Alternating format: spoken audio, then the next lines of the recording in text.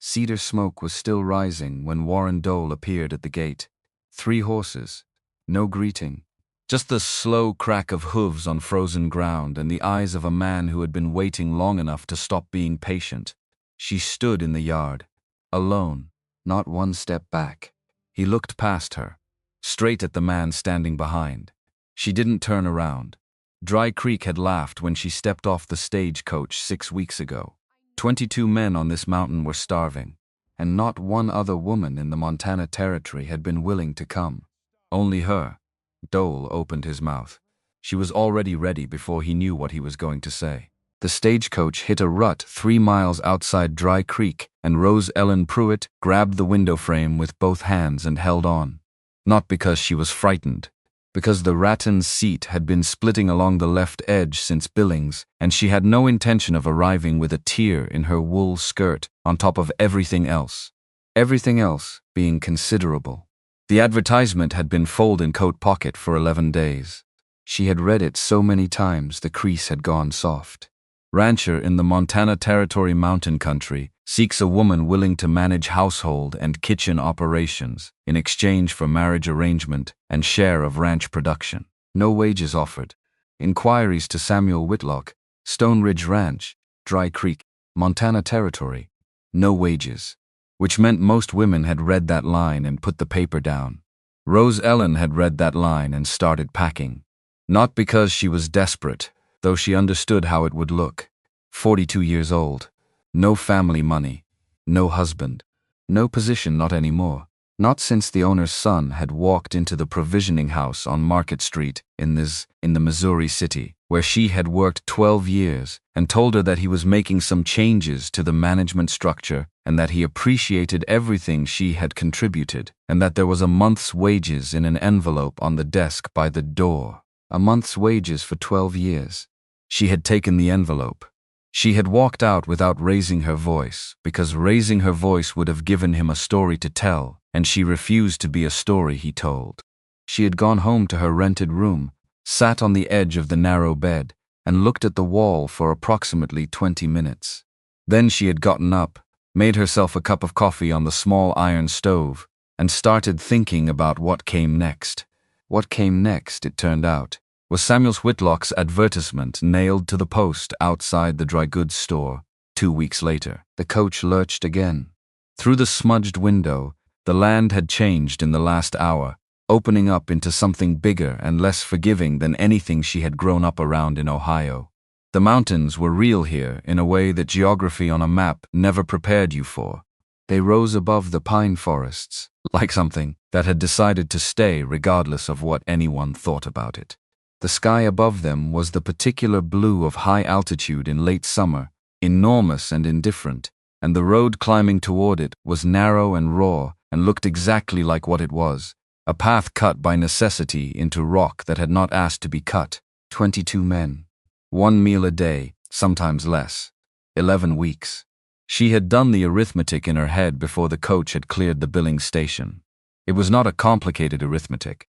It was the arithmetic of people running out of time, and Rose Ellen had spent enough years managing the feeding of large numbers of people under difficult conditions to recognize what 11 weeks of insufficient food did to a working crew. It weakened the body in the obvious ways, and it weakened something else in ways that were harder to recover from. It made men stop believing things could get better. That particular kind of damage took longer to repair than the physical kind, and the physical kind was already serious. So, the mountains, the 4-hour road, the man waiting at the bottom of it with his hat in his hands. She was not afraid. She had decided that somewhere east of Billings, and she had not revisited the decision since. The coach came down the main road of Dry Creek, trailing a cloud of pale dust, and stopped in front of the general store with the wooden creak and lurch of a vehicle that had earned its rest. Rose Ellen waited until the driver had climbed down before she opened the door herself, stepped out onto the running board, and lowered herself to the ground with the deliberate care of someone who had learned that the world was not designed for her body and had stopped waiting for it to change. She was a big woman, not simply heavy but substantial, in a way that announced itself without apology. Her face was round and open, dark eyes moving over the street with a calm and methodical attention that took in everything without appearing to. Her hair was black and thick, pinned back under a felt traveling hat the color of tobacco. The wool skirt was dark blue, worn but brushed clean. The leather apron tied at her waist was not decoration. It was habit. She had not left home without it since she was 19 years old. She stepped onto the boardwalk and the whispers began before her foot had fully settled. She had expected that. She always expected that. Two men leaning against the livery wall. A woman in a calico dress pausing mid-step outside the dry goods store. A boy who was old enough to know better but young enough not to yet, craning around his mother's skirts to stare openly. The sounds that traveled were low and mean, and she had heard every variation of them across enough years that they no longer had the power to stop her breath. What she noticed, standing there while the driver began unloading luggage from the coach roof, was not the whispers. What she noticed was the man standing near the livery with his hat in his hands, and a quality of stillness about him that was different from everyone else on the street. He was big too, but differently. Wide through the shoulders, in the way that comes from years of work that never stopped rather than any vanity about the result. His face was weathered deeply, the kind of face that had spent decades in wind and altitude and hard sun without any particular shelter from any of it, and there was nothing soft in it and nothing performed either. His hair was dark, going gray at the temples. He wore a flannel shirt, the faded blue of something washed many times, a leather vest over it, canvas trousers worn smooth at the knees, boots that had been resoled at least twice, a hat that had been through enough seasons that its original shape was mostly a memory. He was watching her, the way a person watches something they are trying to accurately assess, rather than the way most of the street was watching her, which was the way people watch something they have already decided about. On the far side of the street, standing in the shadow of the hardware store's overhang, a man in a gray wool vest was writing in a small leather notebook. He was not looking at the stage. He was looking at her. He finished writing, snapped the book shut, and turned toward a horse tied at the hitching post. He mounted with the easy habit of someone who had done it 10,000 times, turned the horse north, and rode away at a pace that was unhurried and deliberate and entirely wrong. Too careful, too purposeful. The kind of departure that was designed to look like it meant nothing. Rose Ellen filed that away and turned her attention to the man near the livery. She walked to him directly, no hesitation in it. Not performance of confidence, but the actual thing, which was different in ways people could feel even if they could not name them. "You're Whitlock." Not a question. She had studied the letter often enough to have formed a picture, and this was the picture standing in front of her in flesh and wool and well-worn leather. "I am." His voice was low, careful with words the way some men are careful with tools they respect. Rose Ellen Pruitt. She said her name the way she said everything she meant, directly, without the upward inflection that turns a statement into a question seeking permission. "I answered your advertisement." "You're the one who answered." Something in the way he said it told her he had not entirely believed anyone would. Behind her she heard someone near the livery wall say something. She did not hear the exact words, but she understood the structure of them and the intention. She kept her eyes on Whitlock and watched him turn his head toward the sound. He did not raise his voice. He did not say anything. He simply turned and looked at the man who had spoken with an expression that apparently contained sufficient information because the man looked away and did not speak again. Rose Ellen noted this. The economy of it. The fact that he had done it without theatrics, and without asking her permission, and without making a production of it to impress her. "The road up to the ranch is rough," Whitlock said when he turned back. 4 hours by wagon. I came from the Missouri country by coach." She held his gaze. "I think I can manage 4 hours." He looked at her for a moment that was longer than social convention required and shorter than rudeness. Then he said, "I'll get the wagon." The wagon was a working ranch wagon, not a comfort vehicle. The bench seat was hard wood, and the road immediately outside, Dry Creek, began climbing in switchbacks that required both hands on the reins and gave no apology for what they demanded of passengers. Rose Ellen sat beside Whitlock on the bench and did not grip the side rail and did not slide and did not close her eyes at the steeper sections and did not make any of the sounds that people make when roads frighten them. Instead, she watched the landscape the way she watched everything, systematically, storing what she saw against what she might need to know later. "What timber comes off the upper ridgeline?" she asked when the road leveled briefly between two switchbacks. "Pine and fir mostly." He glanced at her sidelong. "Some cedar further up past the elk meadow." Cedar. She noted that and kept watching the terrain. The creek that ran alongside the lower portion of the road before disappearing under the hillside. The condition of the soil on the cut banks, which told her about moisture retention. The timber density and what it meant for shelter belts and wind exposure at the ranch site itself. The way the road had been cut, which told her something about the man who had made these decisions 15 years ago, when this land had been wilderness, and he had been young enough to be building something from the beginning. "How many men are we feeding?" she asked. 22. 3 meals a day? 1. A pause. Sometimes 2 on better days. She turned and looked at him directly. "How long has it been like that?" 11 weeks. Something moved through her expression that was not pity and not sympathy either. It was the focused attention of someone receiving information that confirms what they had already calculated and sharpens the problem into specific form. "What's left in the storage room?" He went through it. Flour, some salt pork, 3 barrels of dried beans traded for in June, the smokehouse empty for 2 years, 8 hogs he had been holding back because once they were gone, 11 cattle, 30-some chickens, horses he needed, 2 dogs. "You're not as far gone as you think," she said when he had finished. He looked at her with the expression of a man who had been living inside the problem long enough to have lost the ability to see it from outside. "You haven't seen it yet." "No." She turned back to the road ahead. "But I've seen worse than what you just described, and I know what worked and what didn't." He wanted to ask where. He did not. The mountain had opinions about that moment, and the wagon hit a rut that required both of his hands, and the question stayed in his chest, where questions sometimes wait until they are ready. The road crested a final rise, and Stone Ridge Ranch came into view below them, set in a natural bowl in the mountain, where the terrain flattened briefly before rising again toward the granite ridgeline above. Rose Ellen had been preparing herself for this moment since the letter. She looked at it with the deliberate assessment of someone who is not allowing herself the luxury of reaction until she has enough information. The main house was log and stone, built solid, built to last. The bunkhouse was a long structure to the east, and, even from this distance, she could read in the angle of the men gathered near its door the particular posture of people who had been waiting too long for things to get better. The smokehouse was a low building to the northwest, set back from the main house, and even at this distance, she could see that its door was closed and had been closed for some time. The kitchen garden was a bare stretch of cracked earth. The yard was packed dirt, the color of old bone.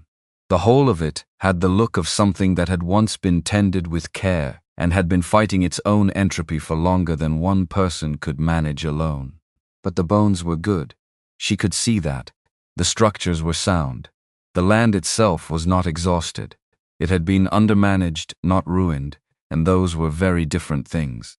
She stepped down from the wagon before Whitlock had set the brake, picked up her ryewood chest by its leather handle, and walked toward the main house without waiting to be shown the way. The door was obvious. She had always been good at finding obvious things. The men near the bunkhouse had come out in numbers. Rose Ellen counted them, without appearing to count as she crossed the yard. 11 of them, the others presumably still out on range work. They had the look of men who have been hoping for something they have stopped letting themselves believe in. Worn clothing, worn faces, the particular economy of movement that comes from bodies that have been running on insufficient fuel for too long. She was halfway across the yard when the one who was going to speak opened his mouth. He was tall, broad, with a hat pushed back on his head and the easy stance of a man who had learned that being the first to speak meant he controlled the terms of things. 7 years on this ranch, by the look of him, long enough to feel proprietary about it.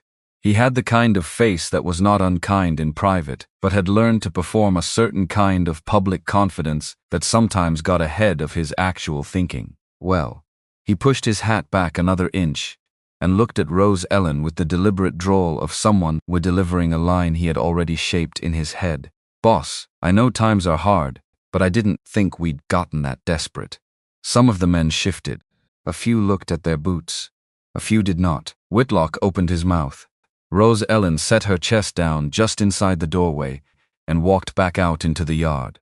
She crossed the distance between herself and Colt Draper with the unhurried deliberateness of someone who is not approaching a confrontation, but simply going to where the work is. She stopped close enough that he could not pretend she was a comfortable distance away, and looked up at him with a stillness that had nothing uncertain in it. "What's your name?" He blinked. The question was not what he had expected. Nothing about her was what he had expected. "Colt Draper." "How long since you had a full meal, Colt Draper?" A beat of silence that had weight in it. "I don't see how." 11 weeks. She said it before he could finish.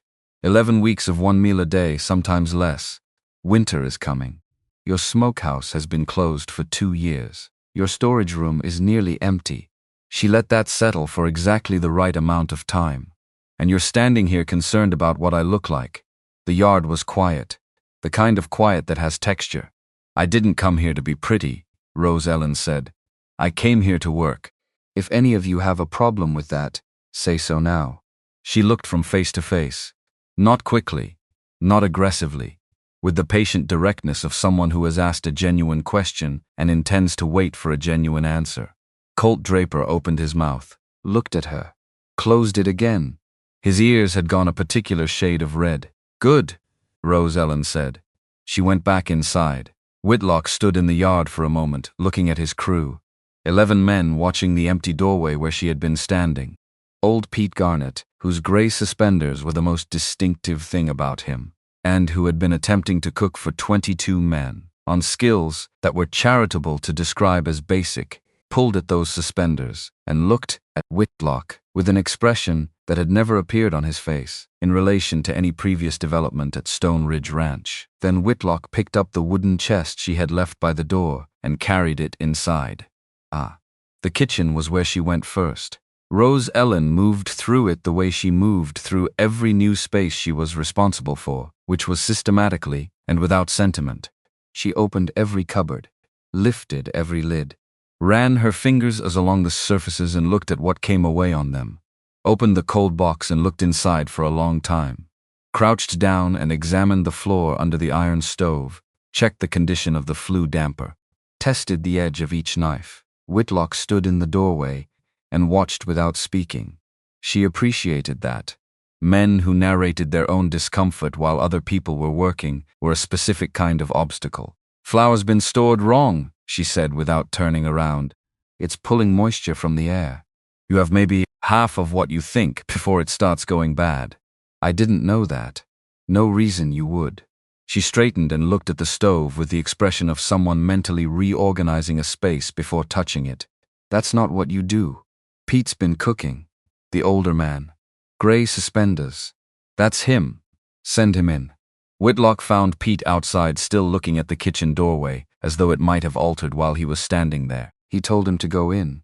Pete went with the expression of a man entering territory he had not scouted. From the hallway, Whitlock listened to 20 minutes of Rose Ellen talking to Pete. She asked him what he had been making and how he had been making it. What he had run out of first. What the men complained about most. What he had tried that had not worked. Pete, who was not by nature a man who talked freely to women he had just met, or indeed to most people he had just met, answered every question. Not because he was charmed, because she was asking the right questions. The questions that had been building up in him for 11 weeks, without anywhere to go. Pete came back out with the look of a man who has been handed a map after a long time of being lost. "She wants to see the smokehouse," he told Whitlock. They walked out together, Rose Ellen ahead, Pete beside Whitlock, the late afternoon light cutting long across the bare yard. The smokehouse was low and solid, built from the same notched logs as the main house, but the spiders had been at it long enough. to consider it theirs. And the air inside, when Whitlock pulled the door open, had the particular quality of rooms that have been closed against grief rather than against weather. Rose Ellen walked in without pause. She examined the hanging rails, pressed her palm against the firebox walls in several places, tested the condition of the mortar around the firebox insert, which had cracked along one seam and left a gap the width of her thumb, checked the vent covers and the seals around them, looked at the floor drainage, spent 10 minutes moving through the space slowly and touching things with a focused deliberateness that had no anxiety in it whatsoever. Most people, when confronted with the size of what was broken, focused on the brokenness. It was a human response, and she understood it, and she had trained herself out of it over many years of standing in spaces where things had gone wrong, and being the person who had to figure out what came next. Rose Ellen focused on the structure underneath the brokenness, on what remained that was worth working with. She came back out into the pale afternoon light and looked at Whitlock directly. "I can fix this." She meant the smokehouse and the storage and the way his crew was eating and the immediate financial disaster he was living inside. Not tonight, but before the hard frost. "You're confident," he said. The word was not quite a compliment and not quite a challenge. "I'm accurate." She held his gaze. "There's a difference." He almost smiled. "Not quite. What do you need?" "First, stop rationing the hogs. I need 2 slaughtered by the end of the week." He was quiet. He had been holding those animals back for months. "You'll lose half of them to the cold before spring anyway," she said, "and you'll lose them without any benefit. If I can get this smokehouse running, 2 hogs feed your crew for 2 months instead of 1 week. He thought about this with the methodical honesty of a man who had learned not to argue with arithmetic. "All right. Second, I need the men to do what I ask when I ask it. I'll tell them what I need and when. I need you to make it clear that what I ask for gets done. I can do that." Third, she paused, and this was the only moment in the entire afternoon when something in her expression shifted toward anything other than practical focus. A slight tightening around the eyes, which was the tell of someone asking a question that matters more than they want it to appear to matter. "I need to know the real state of your finances. All of it, not what you think I should know." He was quiet. "If I'm going to help you survive this," she said, "I need to understand what I'm working with. If there are debts I don't know about, or obligations coming due in ways that will change what's possible, I need to know now, not later." Whitlock thought about the way he had been raised, which was with the understanding that a man's financial situation was his own affair and not a matter for public discussion. And he thought about the look on 22 men's faces in the bunkhouse when he walked through in the evenings, the look that had gone past hunger into something quieter and more frightening. He thought about the fact that 2 people, before Rose Ellen Pruitt, had looked at this mountain and turned around, and this woman had stepped off a stagecoach in Dry Creek into the whispers of a town that had already decided what she was worth, and had not paused for even a moment. "Come inside," he said. "I'll show you the ledgers." They sat at the kitchen table for 2 hours that first evening. Whitlock laid out everything. The debts to the trading post that had been growing since spring. The line of credit that had been quietly closed in July. The tax payment coming due in October, which was less than 8 weeks away, and for which he had no clear means of payment. The supply route from the nearest trading post that had been blocked since June by a landslide that had not yet been cleared. He had not spoken this plainly about the state of things to any living person. Not because he was ashamed, though the shape of it was humbling, but because there had not been anyone to speak to who would receive the information as information, rather than as confirmation of what they already feared. Rose Ellen took notes. She asked questions when she needed to. She worked through the numbers with a precision that was not performance. She had done this kind of thing before, worked through financial situations that had seemed terminal, and found the margin that made them survivable. He could see it in the way she held the pencil, the way her eyes moved across the columns, the way she asked the specific questions rather than the general ones. "The tax payment," she said finally. "If you can get preserved product to market by early October, even a partial load, the margin holds." She looked up. "What's the market been like in Bozeman for smoked mountain product?" Pork especially. He told her the prices he knew, which were a year old. She did calculations. Looked up. It's possible. It's tight, but it's possible. A great many things have to work correctly. Yes, he said. They do. She set down her pencil. But they won't work at all if we don't start. So tomorrow morning, early, I want to begin with the smokehouse. She gathered her notes. What time do the men eat? 5:30. 5 will suit me. She stood and picked up her notebook and started toward the hallway. Whitlock was about to say something. He had been about to say several things throughout the evening, things that had started forming and then stopped before they became anything, and now there was something else, something that did not yet have the right words and knew it. 5, he said instead. Rose Ellen stopped at the edge of the lamplight and looked back at him for a moment that had something in it that was different from the practical quality of the entire previous evening. Not warmth exactly. Acknowledgement. The kind that passes between people who have been in a room together long enough to understand something true about each other. Good night, Mr. Whitlock, she said. She was gone.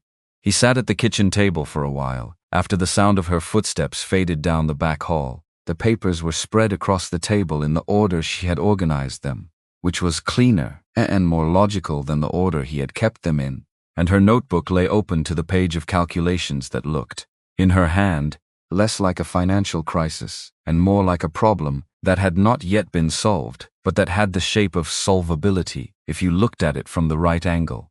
He had sent out an advertisement because he needed someone to manage a kitchen and feed his crew.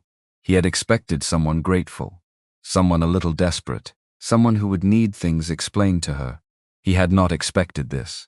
Outside, the Montana mountains held their cold darkness in both hands, and the stars above Stone Ridge were enormous and closed the way they only are at elevation, and the pines on the upper ridge moved in a wind that had come down from the high country, with winter somewhere in its back pocket. In the bunkhouse, 22 men slept on reduced rations for the 78th consecutive night, without knowing that this was the last one. In the small room at the back of the main house, the one that had been a sewing room once and before, that a storage room, and that now held a narrow bed and a washstand, and nothing else, Rose Ellen Pruitt sat upright with her notebook open across her knees and a stub of candle burning on the windowsill and worked. She had been traveling for 11 days, and her back ached from the coach bench, and her feet were sore from the boots she had been wearing since Billings, and none of that was relevant information. What was relevant was the arithmetic of the smokehouse, and the arithmetic of 22 men, and the arithmetic of 8 weeks between now and the tax payment that was going to determine whether Stone Ridge Ranch survived into the following year, or was sold to someone who had been waiting for exactly this moment of exhaustion. She had heard the name Warren Dole from 3 separate men in 3 separate conversations during the 2 hours at the kitchen table.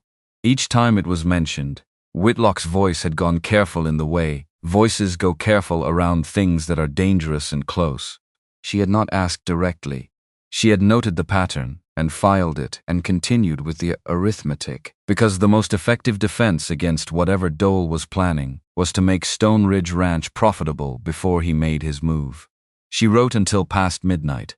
The plan taking shape in her notebook was not a hope. It was a structure, built from what she had seen and heard and measured, since she had stepped off that stagecoach in Tree Creek and been laughed at by a town that had not yet had any reason to know better. She had been told many things about herself across 42 years.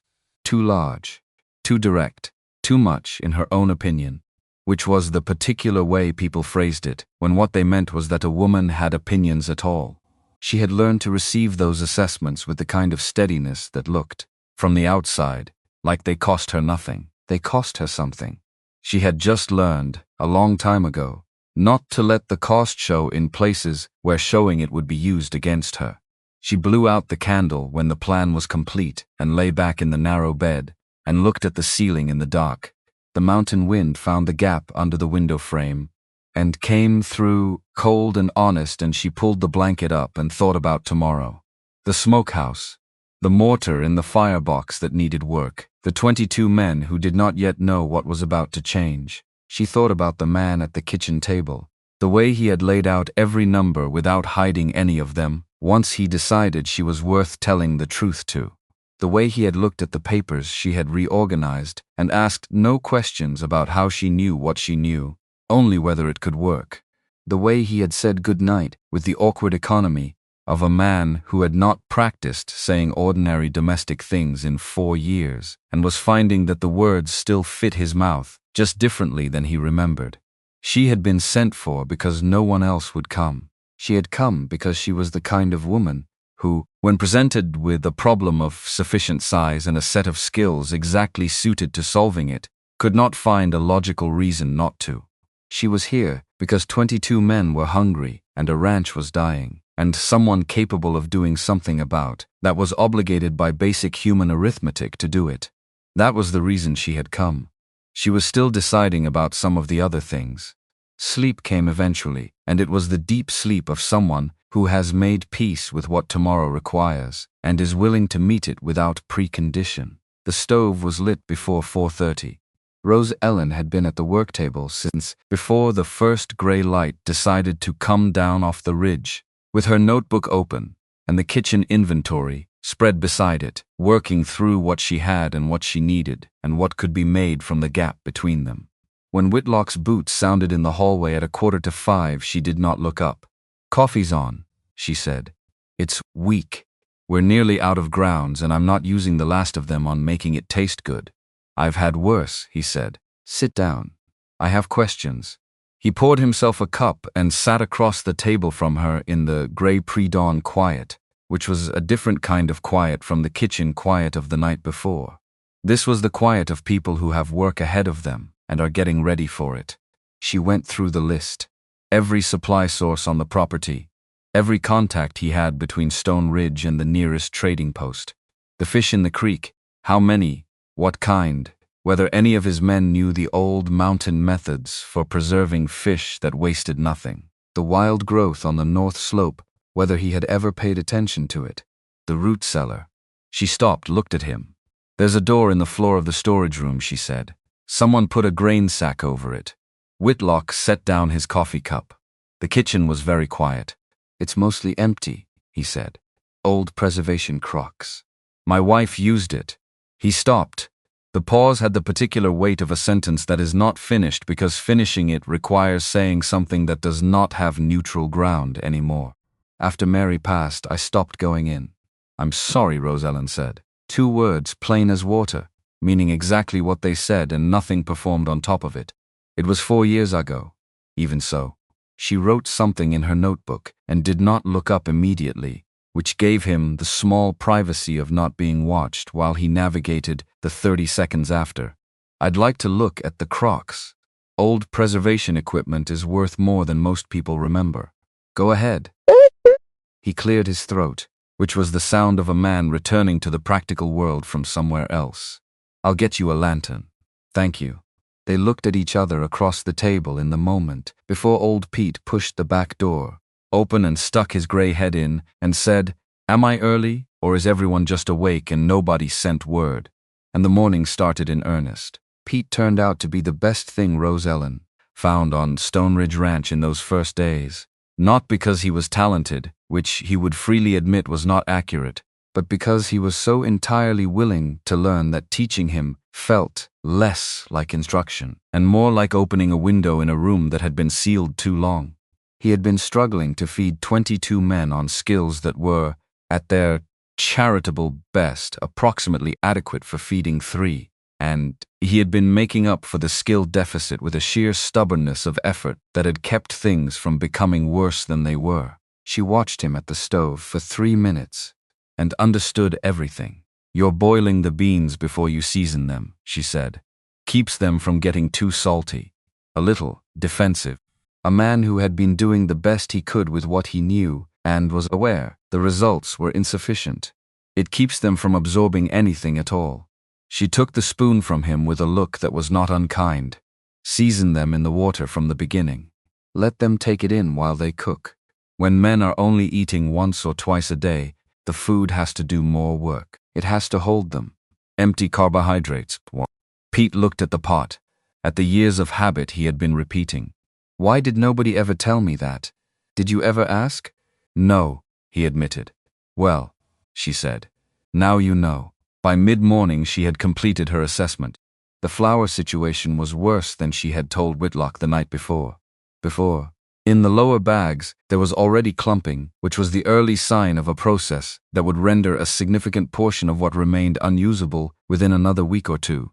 She did not tell him that yet. She filed it and worked around it, because there was no point alarming people about a problem until you had at least the outline of a solution to offer alongside the alarm.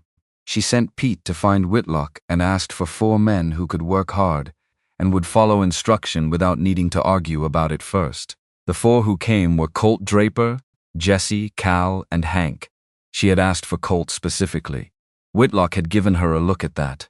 He'll be trouble, Whitlock said. He'll be useful, she said. He's been on this ranch long enough to know every inch of the property. He's strong, and he's ashamed of himself from this morning. She looked at the smokehouse door. Give me Colt. She pulled the 4 of them together outside the smokehouse at 1 o'clock and looked at them the way a person looks at a situation they intend to resolve. 4 men in worn range clothes, hats various degrees of damage, all of them carrying 11 weeks of insufficient food in the hollows of their faces and the set of their shoulders. I'm going to tell each of you exactly what I need from you, she said. I'm going to tell you once. If you have a question, ask it then. If something goes wrong while you're working, come find me immediately. Do not try to fix it yourselves first. She let that land. In food preservation, the things that go wrong quietly are the ones that do the most damage. Colt started to say something. Colt. She said it before he got the first word out, and he stopped. I know this sounds like I'm making it more complicated than it needs to be. She met his eyes directly. I've watched experienced men make their entire crew sick because they didn't take this seriously. So what I need to know right now is whether you're going to be the man who helps make this work or the man who stands in the way of 22 people eating through the winter. Colt Draper looked at her for a long moment. Something in his expression shifted in the way that things shift when a person decides to put down a performance they have been carrying, because carrying it is more effort than it is worth. I'm listening, he said, and the performance was gone from his voice. Good, Rose Ellen said. She spent the afternoon taking the smokehouse apart in the productive sense. Hank cleaned and reconditioned the hanging rails, which were salvageable once the rust was properly removed. Cal addressed the cracked firebox insert with the mortar and tools she specified, rebuilding the seal from the inside edge first, so the heat expansion would work with the repair rather than against it. Jesse handled the floor and wall cleaning that had to happen before anything else could be trusted. Colt moved the old crocks and barrels that would form the core of the brine system, physical work that required the kind of sustained strength he had in abundance. And Rose Ellen worked. This was the thing the men had not expected. They had expected her to direct from a dry position. They had not expected to find her on the smokehouse floor beside Cal, her wool skirt hitched up and her hands in the same grime, checking the mortar consistency with her fingers and explaining, as she went, not just what to do, but why it had to be done that way and what would happen if it was done differently. She was teaching without calling it teaching, which was the most effective kind. Colt watched this from across the smokehouse at one point and turned to look at Jesse. Jesse lifted one shoulder in the smallest possible shrug. The 2 of them stood there in the particular silence of men who are in the process of revising something they had already decided. Whitlock came by twice during the afternoon. He did not interfere. He stood in the doorway for a moment, took in what was happening, and left. Rose Ellen had noted this quality in him from their first conversation, and noted it again now. When he gave someone a task or handed someone his trust, he did not hover over the result. That was rarer than it should have been in men who held responsibility. By late afternoon, the smokehouse was in a condition she could build from. Not finished, not close to finished, but the bones were sound, the firebox repair was holding, and the structure was clean enough to begin the actual system she had been designing in her head since the moment she had walked in and put her hands on the walls and felt what was there to work with. She gathered the 4 men before she sent them to wash up for supper. Jesse and Cal, I need you early tomorrow, before the sun decides whether it's showing up. Jesse glanced at Cal, who nodded. Hank, walk me through the hog pen in the morning. I want to see the 2 we're taking down before we decide anything. Hank nodded, already thinking about it. Colt. She looked at him steadily. I need cedar. Not pine. I know there's more pine on this mountain. Cedar smoke does something pine doesn't, and I won't compromise the first batch by using the wrong wood. I need you to get me cedar by tomorrow afternoon. Colt looked like he was about to point out that cedar was not simply sitting in a convenient pile anywhere he had noticed. Then he looked at her face, and apparently made a different calculation. How much? As much as you can carry. A beat. Then I'll find it. She looked at all 4 of them in the fading afternoon light. Men who had started the day as strangers to her, and ended it as something she was beginning to understand. You did good work today, she said. Not inflated. Not performed. The truth stated plainly, because it was true and they had earned hearing it. Colt Draper stood for a moment after the others had turned toward the bunkhouse. He looked at her with the expression of a man who has had something said to him that he did not expect to receive and is not certain how to hold it. Then he nodded once. A single nod that carried more in it than any number of words would have. See you in the morning, he said. He walked back toward the bunkhouse with his shoulders set differently than they had been set that afternoon when he had stood in the yard and made his joke and watched it land wrong in every direction. Whitlock came around the corner of the smokehouse as the last of them were disappearing. He had been within earshot for at least part of it. He looked at the retreating figure of Colt Draper and then at Rose Ellen, and there was something in his expression that she was still learning to read, which was the expression of a man who is seeing something he did not expect and is honest enough with himself to admit it. Colt doesn't shift for most people, he said. Colt wants to be led, Rose Ellen said, picking up a piece of equipment she had set aside to clean. He's been performing resistance because nobody has led him in a way that made the performance unnecessary. She straightened up and looked at Whitlock. The last light of the August afternoon was hitting the ridge above them, and the shadow of the mount was already moving across the yard, and in another 20 minutes it would be cold. Can I ask you something? Whitlock said. Yes. Where did you learn all this? He gestured, not at the smokehouse specifically, but at everything she had done since the moment she stepped off the stagecoach. The preservation, the accounting, the way you read people. She looked at him for a moment, and he thought she was going to give him the short version, the version people give, when the full answer is complicated and they are not yet certain what the listener will do with the complications. My mother, she said, and her mother before her. 3 generations of women who kept families fed through things you don't want to think about, using what was in front of them, wasting nothing. A pause. And then I spent 12 years running the food operations for a provisioning house in the Missouri country. I managed the sourcing and the output for 8 separate establishments. I understood, before I left there, what it was going to cost a ranch to run out of food before winter. And I understood how to stop it. She met his eyes with the directness that was one of her most consistent qualities. That's what you asked for in your advertisement. Someone to manage your kitchen and care for your crew. That's what I do. He was quiet for a moment. Why did you leave? He said. The provisioning house. The slight tightening around her eyes again. The same tell as before. The man I worked for died. His son took over and had different ideas about what kind of woman belonged in a position that required making decisions. Her voice was level and factual, which was the way she spoke about everything that mattered to her. I was the most qualified person in that building. He replaced me with a man who had never provisioned anything larger than a dinner party and told everyone I had chosen to leave.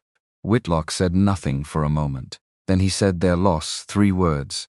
No dressing around them. Rose Ellen looked at him. Yes, she said it was. They stood in the yard in the last light of that first full day, with the mountain above them and the work of the day settling into its results around them, and something that had been entirely practical and task-oriented since she had stepped off that stagecoach in Dry Creek had, in its quietest corners, taken on the first faint suggestion of a different shape. Neither of them named it. It was far too early for naming. And they were both people who had learned, in different ways, not to name things before they were ready to be named. Rose Elland picked up the piece of equipment she had been holding and walked toward the main house. Inside the bunkhouse, old Pete was already telling the men that tomorrow was going to be different from today, and today had already been different from yesterday. And this was the first time, in 11 weeks, that he had been able to say that with the authority of someone who had spent the afternoon learning why things had been going wrong and was no longer operating from habit alone. The mountain held the cold that was coming, and the stars were beginning to show above the ridgeline in the deep blue of late August evening, and in the small room at the back of the main house, a candle was burning again, and a notebook was open again, and Rose Ellen Pruitt was already building the shape of tomorrow. She had given them a chance today. Tomorrow she would start making it into something permanent. The cedar came back with Colt Draper at 4 in the afternoon, which was not when Rose Ellen had expected it. She had expected the cedar by late afternoon, which in her calculation meant somewhere between 5 and 6. Accounting for the fact that nobody on this ranch had thought about cedar in years, and finding a stand worth cutting from would require going further than convenient. Colt was back by 4, which meant he had ridden hard, which meant he had understood that she actually needed it. He dropped the load outside the smokehouse door. 2 full arms of it, fragrant even from 10 feet away, the pale reddish wood, still holding its resin smell against the August heat. He stood there for a moment, in the particular posture of a man who wants acknowledgement, but has too much pride to ask for it directly. Rose Ellen crouched and picked up a piece. Split end, good grain, clean cut. She turned it in her hands and held it to her nose briefly, which was not a gesture she had planned but was an automatic response to quality she did not expect. Where one word, genuinely asking. Colt pushed his hat back. Past the elk meadow, quarter-mile above the ridge, there's a whole stand of them. Nobody ever went up that far because the pine is closer. Can you take me? There? He blinked. When? Once the first batch is running. She set the cedar down. I want to see the stand myself. I want to know what we're working with before I build the production schedule around it. Something moved through Colt's expression that was not quite surprise, but was adjacent to it. The sensation of being asked to do something by someone who is treating your knowledge as genuinely valuable rather than as a convenient service. He had not had that experience recently, possibly not in several years. Yeah, he said, adjusting the brim of his hat. I can take you. Jesse and Cal had the firebox running by the end of the second day. The mortar repair had cured overnight in the dry mountain air, which Rose Ellen had calculated it would, based on the temperature drop and the low humidity, and when Jesse built the first small test fire inside the firebox, at 8 in the morning she was standing 6 feet back watching the smoke path through the chamber with the focused attention of someone reading a language other people could not see. The smoke was moving wrong, not dramatically wrong. Wrong in the specific way that told her. The upper vent drawer was pulling harder than the lower chamber, which would create uneven heat distribution that would not ruin a batch outright, but would compromise the consistency she needed for the quality she was trying to build. She spent 40 minutes adjusting the lower vent position and the deflection angle on the hanging rail arrangement, working from the principles her grandmother had explained to her in a farmhouse kitchen in Ohio when Rose Ellen was small enough that she had to stand on a step stool to see into the pots. The principles were not complicated. Heat moves toward cold. Smoke follows heat. The ratio between the size of the fire and the volume of the chamber determines how much work the smoke can do before it escapes. And if you get that ratio wrong, everything else is decoration. Her grandmother had explained this while shelling beans, and Rose Ellen had listened with the complete attention she gave to everything that seemed to her like something she would need to know later, which was almost everything. By mid-morning on the third day, the firebox was drawing correctly, and the smoke was moving through the chamber in the slow, even spiral that she had designed it to do. She sent Cal and Jesse to their other ranch duties, and called Hank and Colt and asked them to bring her the preparation tables from inside the main house storage room. 2 of them, solid wood, the kind that would stand up to work. Hank said, "Those are pretty heavy." Rose Ellen said, "Yes." Hank brought the tables. The preparation work began that afternoon. Rose Ellen and Hank worked through the breakdown of the first hog together, which was not how she had originally planned the labor, but turned out to be the right decision because Hank's knife work was the best she had seen outside of a commercial operation, and she wanted to understand what he could do before she built her cutting specifications around assumptions. He could do quite a lot. His father had taught him, he said, somewhere in the middle of the second cut, not looking up from his work, on a farm in Missouri country. "Your father taught you well," Rose Ellen said. Hank did not look up, but something in his posture changed slightly, the change that happens when a person receives something they had not expected. She designed the cuts for maximum preservation efficiency, specifying thicknesses and orientations that would allow the smoke to penetrate evenly and the cure to distribute without wasting any portion of the animal that could be made useful. Hank followed her specifications without argument and occasionally suggested small adjustments based on the specific anatomy of this particular animal, which she incorporated because they were correct. It was the beginning of something that would become, over the following weeks, a working language between them. Old Pete appeared at the smokehouse door at the end of the second afternoon, with his gray suspenders and his hat, and a look of determined intention. He had been watching the operation from the periphery since it started. He had questions. He was not certain he was entitled to the answers. "Come in," Rose Ellen said, before he had finished deciding whether to knock. He came in. She spent an hour with him that afternoon, and then another hour the next morning, and by the end of the first week, she had revised her assessment of Old Pete from useful assistant to genuine asset. Not because his skills had improved, though they had, but because his willingness to absorb and apply and then absorb again was something that could not be manufactured and was rarer than people assumed. He had been teaching himself for 11 weeks from necessity, and had been getting the wrong answers because he had learned from the wrong premises.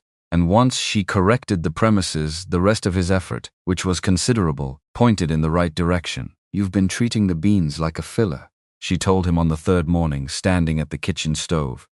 "They're not a filler. They're the meal. If you treat them like the meal and give them the time and seasoning they need, they do the work. If you treat them like padding, that's exactly what they are." Pete looked at the pot, at the way the beans were moving in the water. At 20 years of habit, he had never thought to question. "My wife always said I couldn't cook," he admitted. "Did she teach you?" "No." Then she was commenting on something she had not contributed to. Rose Ellen adjusted the flame under the pot. "That's a different thing than the truth." Pete did not say anything for a moment. Then he laughed. A short, surprised sound, the kind that comes out when someone says an honest thing at exactly the right moment, and the laugh is the only response that fits. After that, he paid attention differently. Not more attentively than before, because before he had been paying very close attention, but differently, like someone who has been told their opinion matters and has decided to treat their own observations as worth making. The first batch of preserved meat came off the hanging rails on the evening of the 7th day. Rose Ellen let it cool, cut test portions, checked the internal color and the cure distribution and the texture and the smell of the cedar smoke in the finished product, which was not the sharp pine smell that mountain smoked meat usually carried, but something deeper and more complex and better. The juniper she had found on the north slope on her second morning at Stone Ridge, collecting it before anyone else was awake, had gone into the brine at a ratio she had calculated from memory and had produced in the final product something she had not tasted before, something specific to this mountain and this combination of materials and this particular way of doing the work. She brought the portions to the bunkhouse and set them on the long table and stepped back. 22 men ate in silence. Not the silence of people who have nothing to say. The silence of people who are having an experience that does not need commentary. The silence of the first deep breath after a long time underwater. Old Pete sat at the end of the table and chewed slowly and set his fork down and looked at the plate in front of him, with the expression of a man who has been trying to accomplish something for a long time, and has just discovered what accomplishing it actually feels like. That, Pete said quietly, and to no one in particular, is the best thing I have eaten in one solid year. The room exhaled. It was the sound of something releasing that had been held too long, and it was the loudest sound Rose Ellen had heard since she stepped off the stagecoach in Dry Creek. Whitlock was in the doorway. She glanced at him across the room. He was looking at his men with an expression she had not seen on him before, which was the expression of a man who has been responsible for people who were suffering and has just watched the suffering change. His face did not change dramatically, because his face did not do dramatic changes. But something in it moved, and it moved in the direction of something Rose Ellen recognized from her own experience as the particular physical sensation of a weight beginning to shift. She looked away before he looked at her. Outside Dry Creek the following morning, in the shadow of the hardware store's overhang, Slade wrote 3 lines in his small leather notebook and rode north. Rose Ellen did not know this yet. She was on the north slope, collecting juniper at dawn alone, wearing her leather apron and carrying a canvas bag, moving through the rocky terrain above the tree line with the unhurried efficiency of someone who has been doing this kind of work for 20 years and has learned that hurrying in rough terrain costs more time than it saves. The juniper grew in low spreading formations on the exposed rock. The berries clustered in their dusty blue-gray abundance, and she took only what was ready and left the rest, and moved along the slope with her eyes working the ground and the middle distance simultaneously.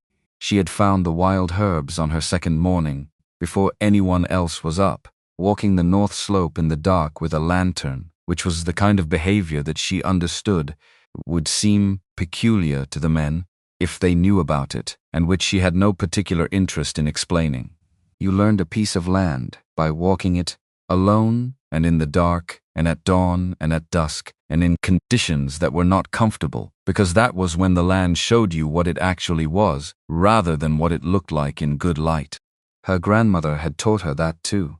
Her grandmother had taught her most of the things that had turned out to be useful. She was back at the ranch before the men finished their morning routine, and she put the juniper into the preparation with a quiet efficiency that she did not call attention to, and that Pete noticed and did not mention, and that Whitlock observed from the kitchen doorway one morning and also did not mention. The rhythm of the ranch changed during that second week. It changed the way things change when the sound of something that has been broken stops, which is not with celebration, but with the particular quality of silence that is different from the silence of things going wrong. The kitchen ran on the schedule Rose Ellen had built, timed to the work, rotations, calibrated to extend what remained until the smokehouse production could change their position. Pete had his new premises and was building on them daily, with the diligence of a man who had wasted a long time on the wrong foundation and was not going to waste any more. On the morning of the 6th day, Colt Draper appeared at the kitchen doorway. At the precise moment Rose Ellen was deciding whether to have this conversation, and saved her the decision by having it himself. "I want to say something," he said. He was holding his hat. His ears were doing the thing they had done the first morning, going a specific shade that meant something was happening underneath the surface. Rose Ellen set down what she was doing and gave him her attention. "What I said the first day." He stopped, swallowed. "I was wrong." 2 words, delivered without decoration or apology performance. Just the fact of the thing stated plainly. "I know you were," Rose Ellen said. Colt looked at her. "I know you knew." "I also know," she said, "that what you said told me more about what 11 weeks of near starvation does to a person's patience than it told me about your actual character." She picked up what she had set down. "You've worked harder this week than you had any reason to given how you started it." Colt stood in the doorway for a moment processing this, which was the kind of direct accounting of a situation that he had not expected from anyone. He had expected either continued coldness or elaborate forgiveness, both of which he would have understood how to respond to. This was different. This was just the arithmetic of the situation, stated by someone who was not interested in holding the debt or releasing it, but in moving forward. "There's a whole stand of cedar up there," he said finally. "Bigger than what I brought." If you need more next week, I can go back up. I'll come with you, she said. Thursday, if the second batch is running by Wednesday, I'll have the horses ready. He put his hat on and went back to work. Rose Ellen listened to his footsteps, crossed the yard, and thought about what Whitlock had said the first evening. That colt had been on this ranch 7 years and was one of the best workers on the property when he was pointed correctly. She had been able to see that from the first afternoon. Some people needed to be pointed. That was not a character flaw. That was a fact about how certain people were built, and the flaw was not in them, but in the assumption that everyone should arrive already pointed. The letter from Gordon Nash in Bozeman came on the 8th day. Whitlock brought it in from the morning rider who had climbed the mountain road while everyone was at breakfast.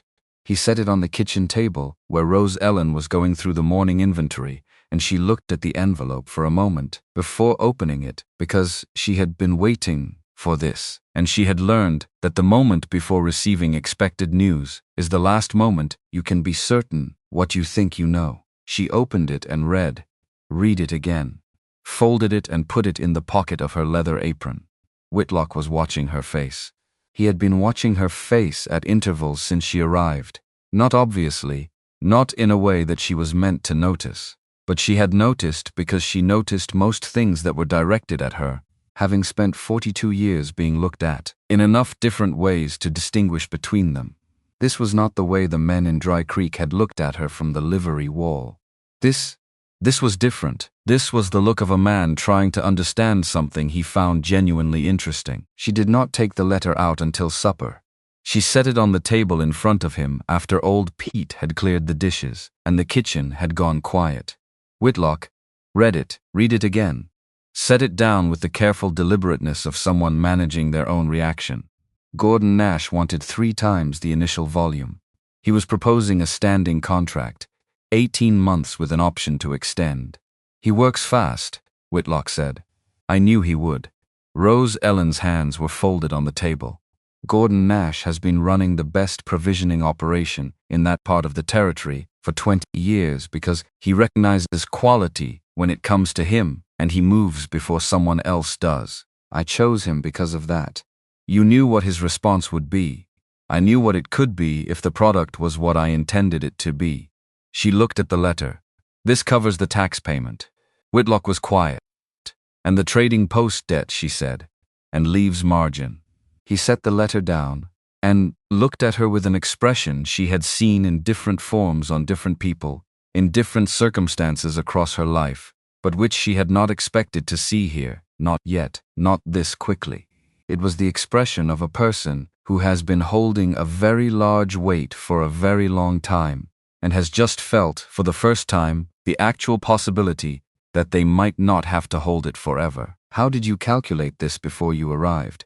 He said. You came off that stagecoach knowing something. I knew what I could do, she said. I did not know if the materials would cooperate. They did. A pause. The cedar stand above the elk meadow is what made the difference. That combination is not something you can find anywhere else in this territory. The juniper, the cedar, this altitude, the way the mountain air moves through the smoke at this elevation. The finished product tastes like this specific place. She looked at him. That is worth more than a standard price. He was still looking at her, with the expression she was not entirely sure how to receive. You said that like you already knew it was true. I said it, like I had verified it was true. There's a difference. She gathered the letter and the inventory papers. I need 2 more men on the smokehouse rotation, starting tomorrow. And I want to talk to Hank about a preparation method I have not tried here yet. You have them. He did not move, Rose Ellen. She stopped. He looked like a man who had assembled a sentence several times and kept taking it apart before it became finished. What you said about the provisioning house. The man who took your position.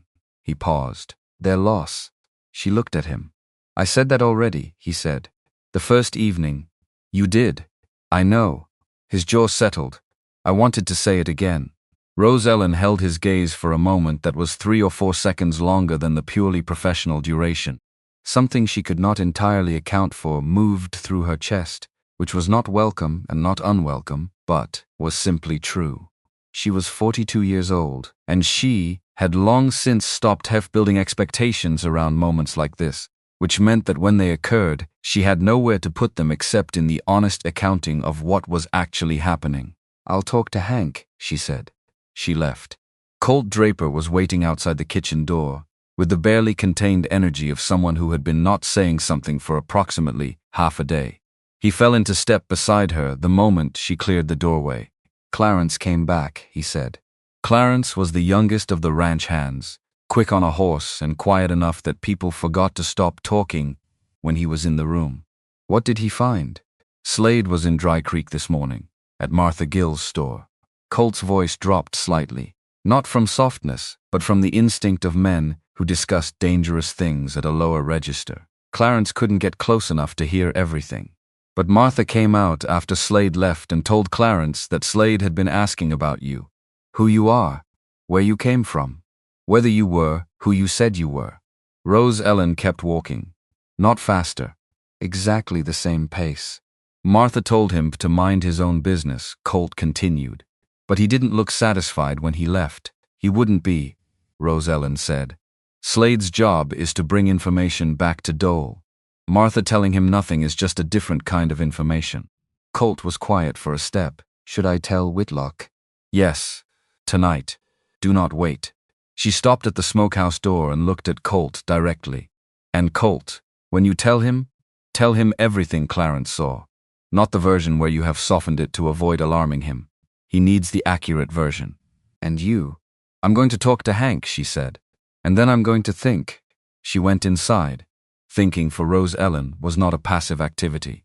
It was a specific kind of work that she did in parallel with other work, running underneath whatever her hands were doing, processing information and pressure testing conclusions and identifying the places where the logic held and the places where it required additional information before she could trust it, what she was thinking about, while she discussed the third preparation method with Hank at the preparation table, and Hank listened with the focused attention he gave to work he cared about, was Warren Dole.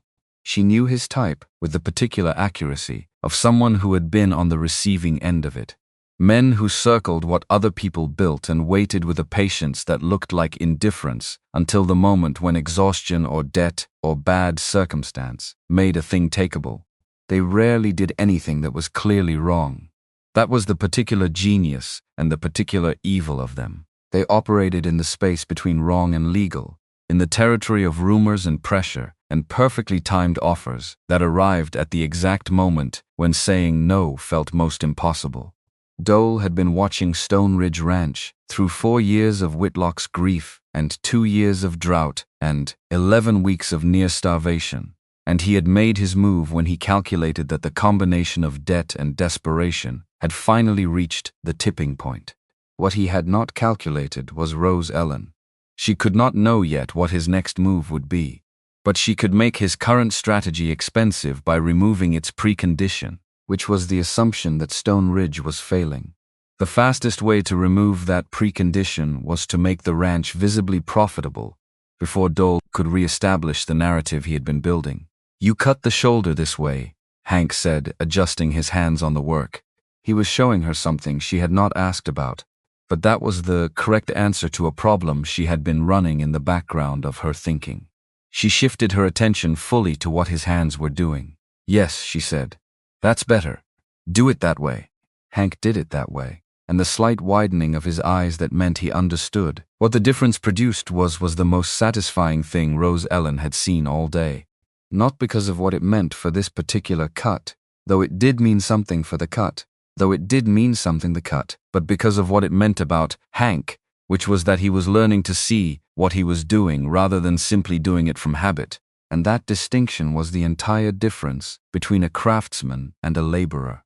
That evening, Whitlock came to the kitchen, after supper with the careful tread of a man who has been some that confirmed a fear he had been managing. He set the information down on the kitchen table between them the way he set most difficult things down, without preamble. Colt told me about Slade, he said. I know. You think Dole is moving. I think Dole has been moving since before I got off that stagecoach, Rose Ellen said. Slade was in Dry Creek the morning I arrived. He was gone before you even brought the wagon around. She looked at Whitlock steadily. Dole knew I was coming. He's been gathering information about the ranch for long enough that one new variable arriving from out of the territory was worth noting. No. Whitlock was quiet with this for a moment. What does he want? He wants the land. The access to the upper settlement specifically. You know that. She leaned forward slightly. What he's been doing is creating the conditions that make you sell. Not by force, by exhaustion, by debt, by giving the people who matter, the trading post, the tax office in Helena, the impression that Stone Ridge is failing and that you are running out of options. She paused. He will try to move the taxes assessment if he can. If he can get someone in Helena to ask questions before we have the Bozeman payment in hand, he creates a credibility problem that doesn't go away just because the money arrives. The lamp between them cast the table in amber and shadow. The mountain outside was holding its cold dark, and the wind in the pines was the same wind it always was, older than anyone in the room, entirely unconcerned. Then we need to move faster, Whitlock said. We move the Bozeman run up by 3 days, if the next batch comes off the rails on schedule. She had already calculated this, and I need you to write to Gordon Nash tonight. Tell him what's coming and when. Tell him the product is not standard quality. Use those exact words. She pushed a piece of paper across the table. I wrote what I need him to understand. If you agree with it, send it as written. Whitlock picked up the paper and read it again. You're telling him Stone Ridge smoked product is the finest in the Montana Territory. Because it is. She held his gaze without blinking. Ask your 22 men if you have doubts. He looked at her for a moment. Then he reached for his pen. The writing of the letter took 10 minutes. The kitchen was quiet while he wrote. Not the awkward quiet of people who have run out of things to say, but the productive quiet of people who are each doing part of the same work. When he finished, he folded it and set it aside for the morning rider, and looked up and found Rose Ellen already back at her inventory calculations, with the particular focused posture that meant she had returned to the interior of her own thinking. He watched her for a moment, in the way that was becoming a habit he had not decided to form, which was the kind of habit that formed itself when you kept finding that the same view was worth returning to. I've been thinking, he said. She did not look up. About what, specifically? About what you said the first day. That I wasn't as far gone as I thought. You weren't. I know that now. He set down his pen. I didn't know it then. I had been inside the problem long enough that it was all I could see. A pause. You came in from outside and saw the structure underneath. That's what outside is for, she said. Not everyone who comes from outside sees what's there. He was choosing his words with the care he gave to everything he said, which was considerable. You came off that stagecoach and this town laughed at you, and my crew insulted you, and I stood there like a man who had been punched one too many times and was still trying to remember what standing felt like. And you just... He stopped. Started again. You just did what came next. Rose Ellen set down her pencil. She looked at him across the kitchen table in the amber lamp light, with the mountain dark outside the windows and the sound of the pines in the wind that was the constant background music of this place. And she thought about how to say the true thing accurately. I am made of what I've been through, she said, and what I decided to do about it. Same as everyone. Whitlock nodded slowly. Not in agreement exactly. In recognition. The nod of a man who has just heard something that names an experience he has been living without the name. They sat at the table for a while after that, without the ledgers between them, which was different from sitting at the table with the ledgers between them in a way that neither of them commented on. The lamp burned, the wind moved the pines. In the bunkhouse the men slept on full stomachs for the 9th consecutive night, which was 9 more than they had managed in 11 weeks. And in the morning it would start again. The cedar stand above the elk meadow, as it turned out, was larger than Colt had described.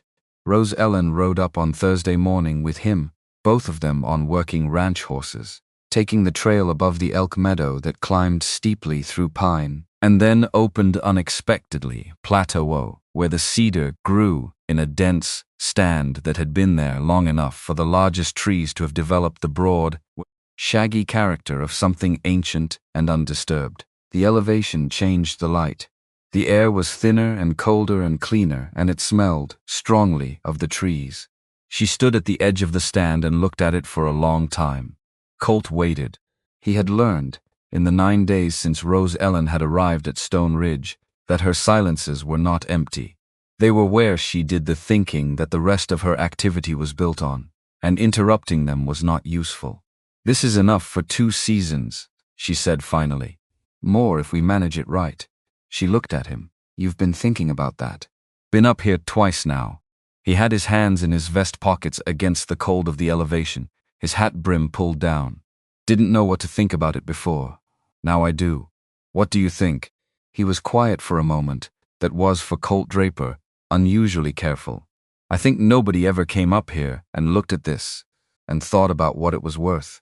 Not the timber value, what it was worth for what we're doing." He looked at the stand. "My father had land in Missouri. Good land. He never figured out what it was actually good for. Just kept doing what the neighbors did." A pause. "I watched that land come to nothing because he never stopped to look at what it was telling him." Rose Ellen looked at the cedar stand, and then at Colt, and thought about what it meant that a man who had spent 7 years on this mountain had never walked up to this plateau until 4 days ago, when she had asked about cedar and he had gone looking for it.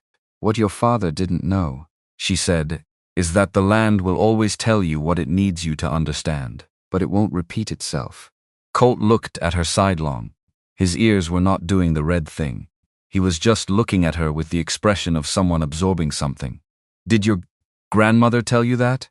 "Yes, she sounds like somebody." "She was," Rose Ellen said. "She absolutely was." They cut what they needed and loaded it across the horses and rode back down the mountain in the late morning light, and the cedar smell followed them all the way back to the ranch, which was fitting. The letter from Gordon Nash arrived on the 8th day. Not a reply to the letter Whitlock had sent, which had not yet had time to make the round trip. This was a new letter, separate, written before Nash had received their latest communication. It arrived with the morning rider who had climbed the mountain road, while the second batch was in its final 12 hours, and Whitlock brought it to the smokehouse where Rose Ellen was monitoring the temperature cycle. She read it, read it again, handed it back. "He wants 3 times the initial volume," Whitlock said.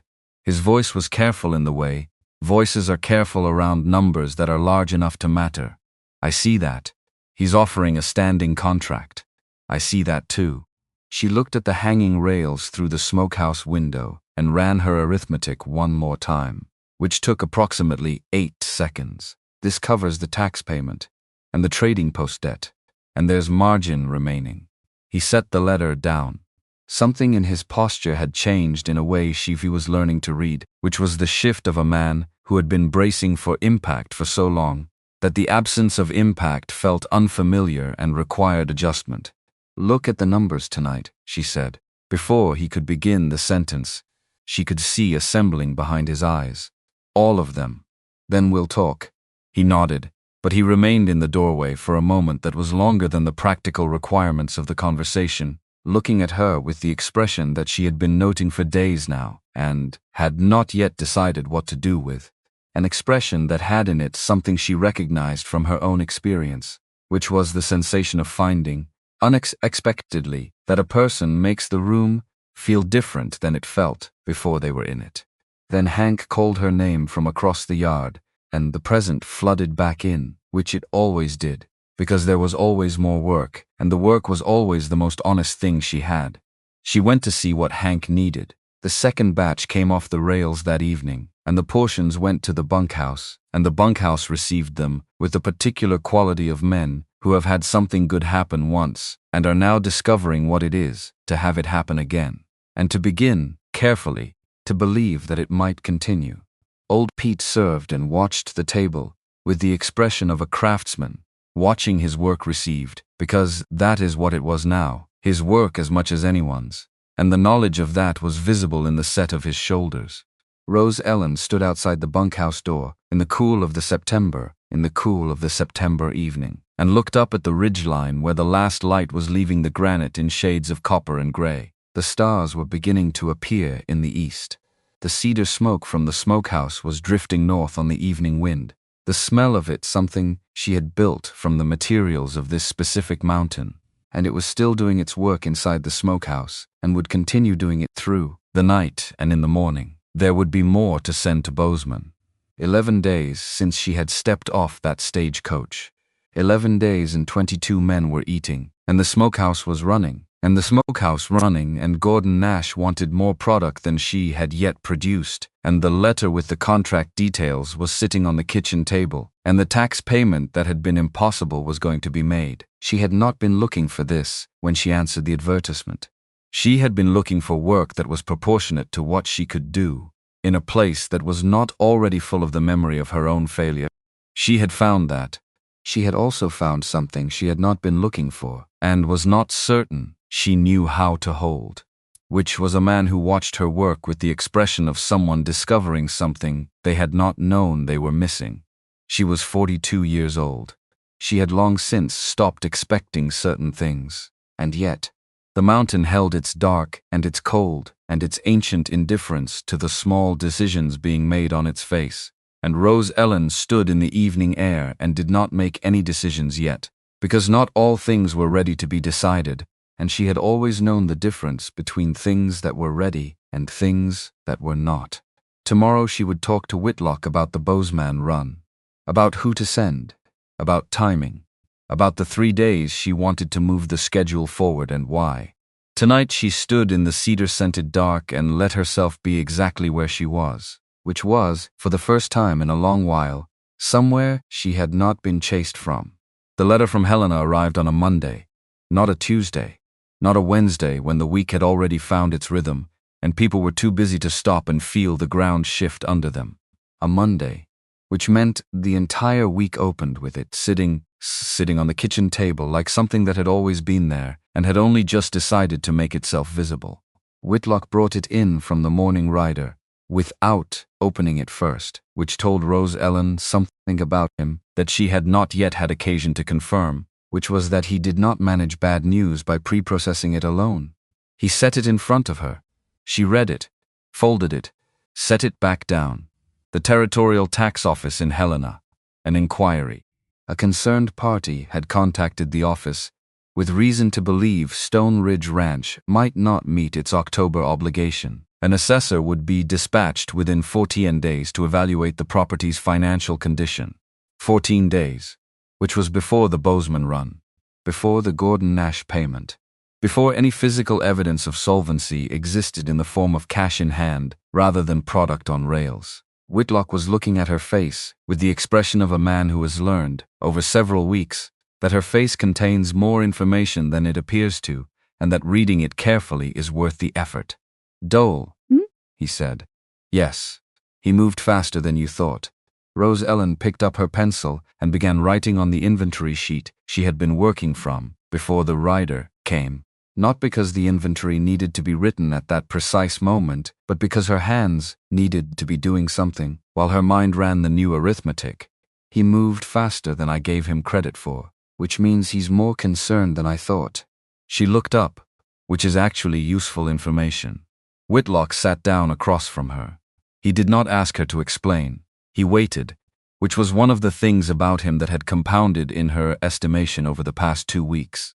The willingness to wait for the full shape of something, rather than reaching for the nearest available piece of it. "Men who move fast out of concern make mistakes that patient men don't," she said. "Dole has just shown me that he is afraid of what we are becoming, not of what we have been. He knows about Gordon Nash's letter, or he knows something is changing here. And he doesn't know the specifics yet, but he knows he has less time than he thought." She set the pencil down. He accelerated, because he's losing. He just doesn't know it yet. That doesn't change the 14 days.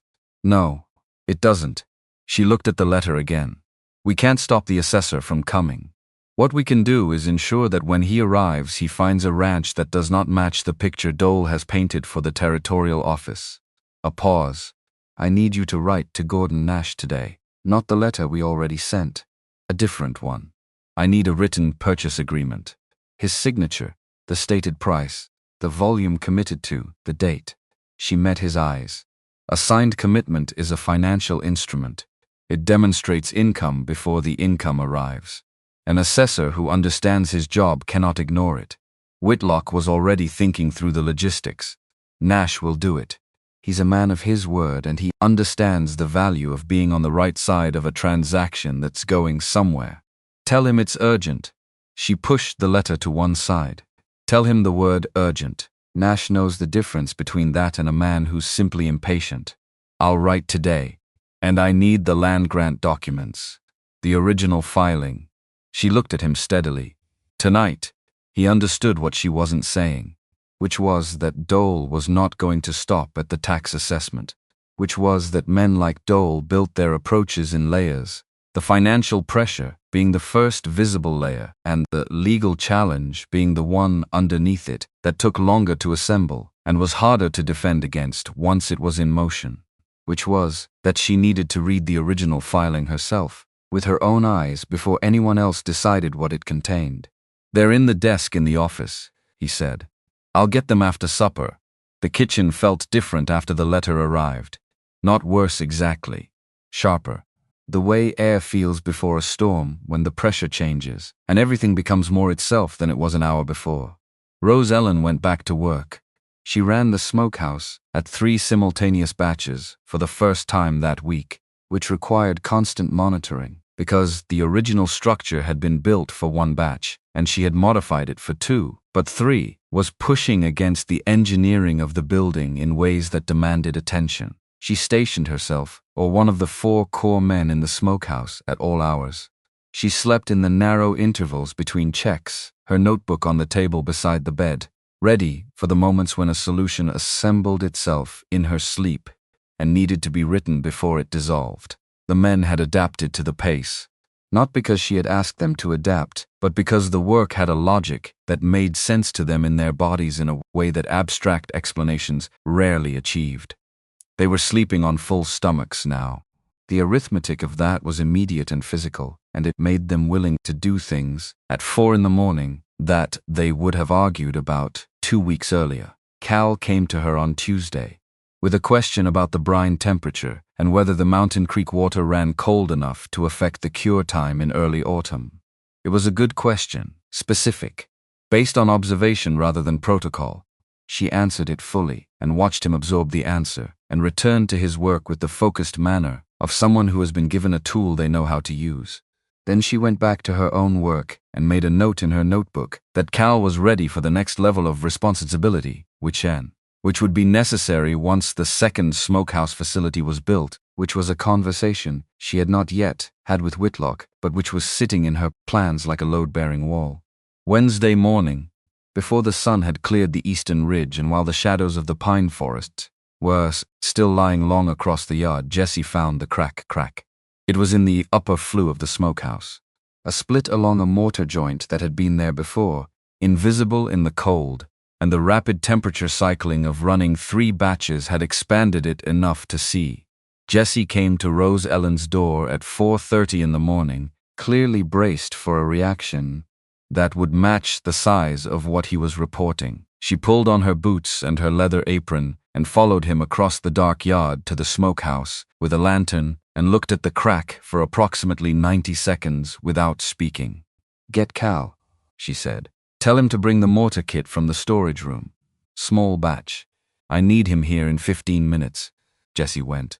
Rose Ellen went inside and checked the current batch condition, which required touching the surface of 3 hanging cuts in specific places and reading what her fingers told her.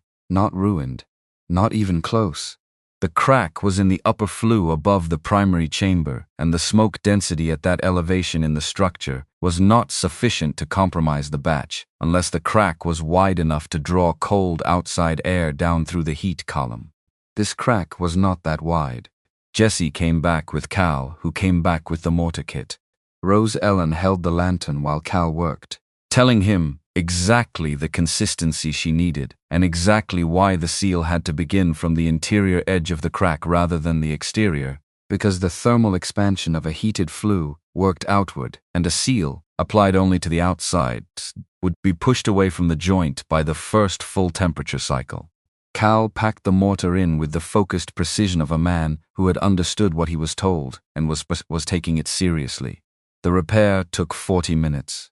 By the time the sun came over the ridge, the flue was sealed, and the batch was intact, and Jesse was standing outside the smokehouse door with the expression of someone who had arrived expecting a shipwreck and instead watched a navigation correction. "How did you know it wouldn't ruin the batch?" he said.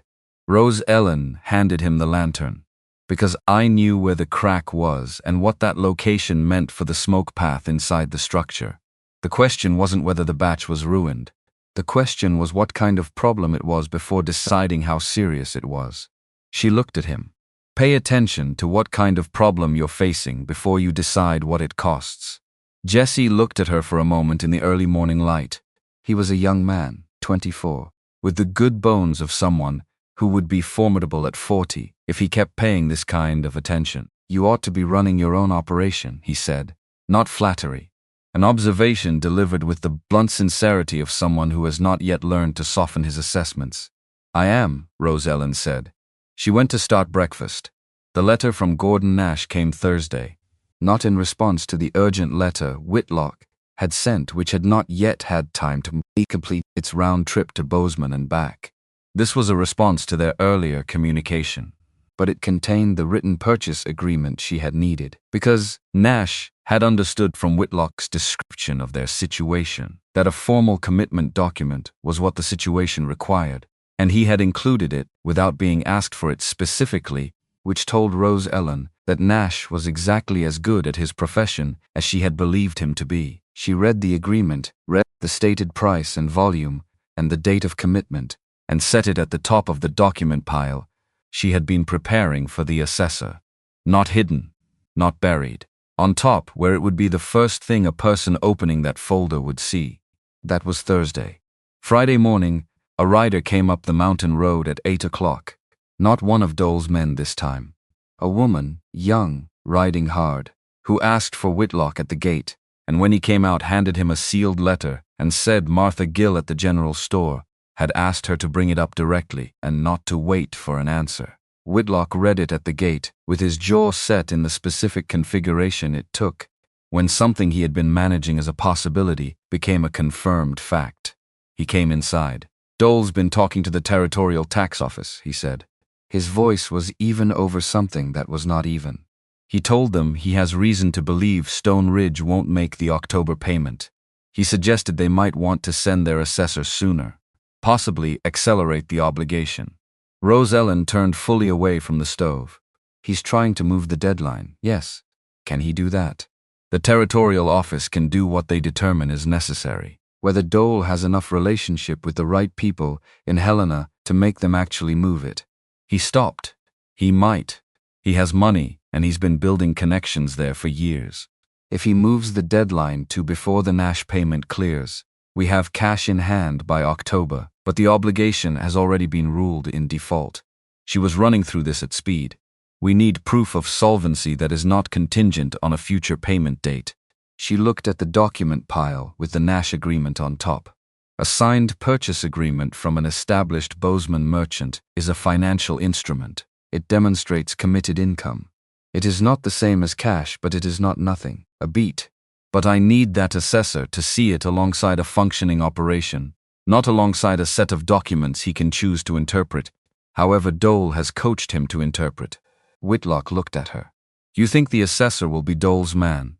I think the assessor will be whoever the Territorial Office sends. I don't know yet whether that person has a relationship with Dole." She picked up her notebook. "What I know is that we need to be prepared for both possibilities. If the assessor is honest, the numbers speak for themselves. If he's not, the numbers need to speak in a room full of people who can hear them." She was quiet for a moment, thinking something through to its end before she said it. "Write to Nash again today," she said. "Tell him a territorial assessor is coming and that we may need him to provide a character reference for the purchase commitment if requested. Not confirmation of the transaction. Character reference for the legitimacy of his operation and his assessment of the product quality." She looked up. "Nash's name in a room where Dole's influence is being questioned is worth more than any number I can put in a ledger." Whitlock reached for his pen without further conversation. The assessor arrived on a Thursday, 9 days after the letter from Helena. which meant that either the territorial office had moved the timeline at Dole's urging, or they had always planned to send someone sooner than 14 days, and the original letter had been conservative. Rose Ellen had been watching the road since Tuesday. Not from anxiety.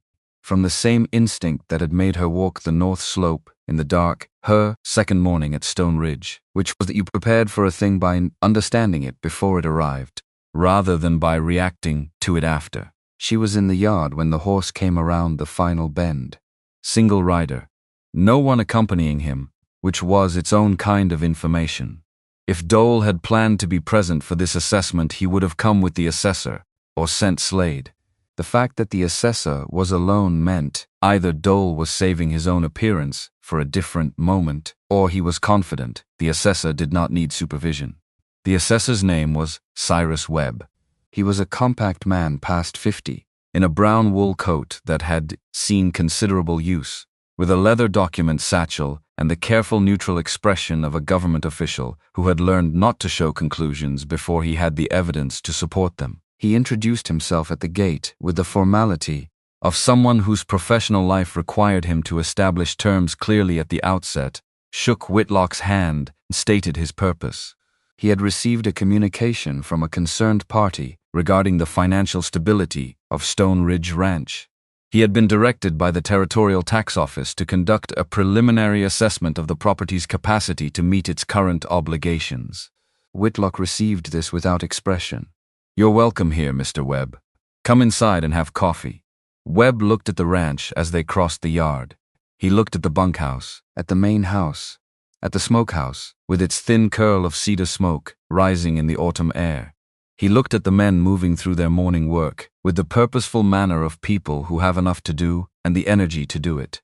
He looked, with the trained eye of someone who had seen properties in various states of management, at what Stone Ridge was. Then he looked at Rose Ellen. "This is my wife, Rose Ellen Whitlock," Whitlock said. "She manages the ranch's production and financial records." It was the first time he had used that name for her in front of anyone. Rose Ellen registered it and did not react to it, and extended her hand to Cyrus Webb with the directness she extended everything to everyone. "Mr. Webb, would you prefer to begin with the financial records or a walkthrough of the operation?" Webb looked at her for a moment with the assessing quality that was apparently his default mode. "Records," he said. "Come inside," she said. She had the ledgers ready. Not simply ready.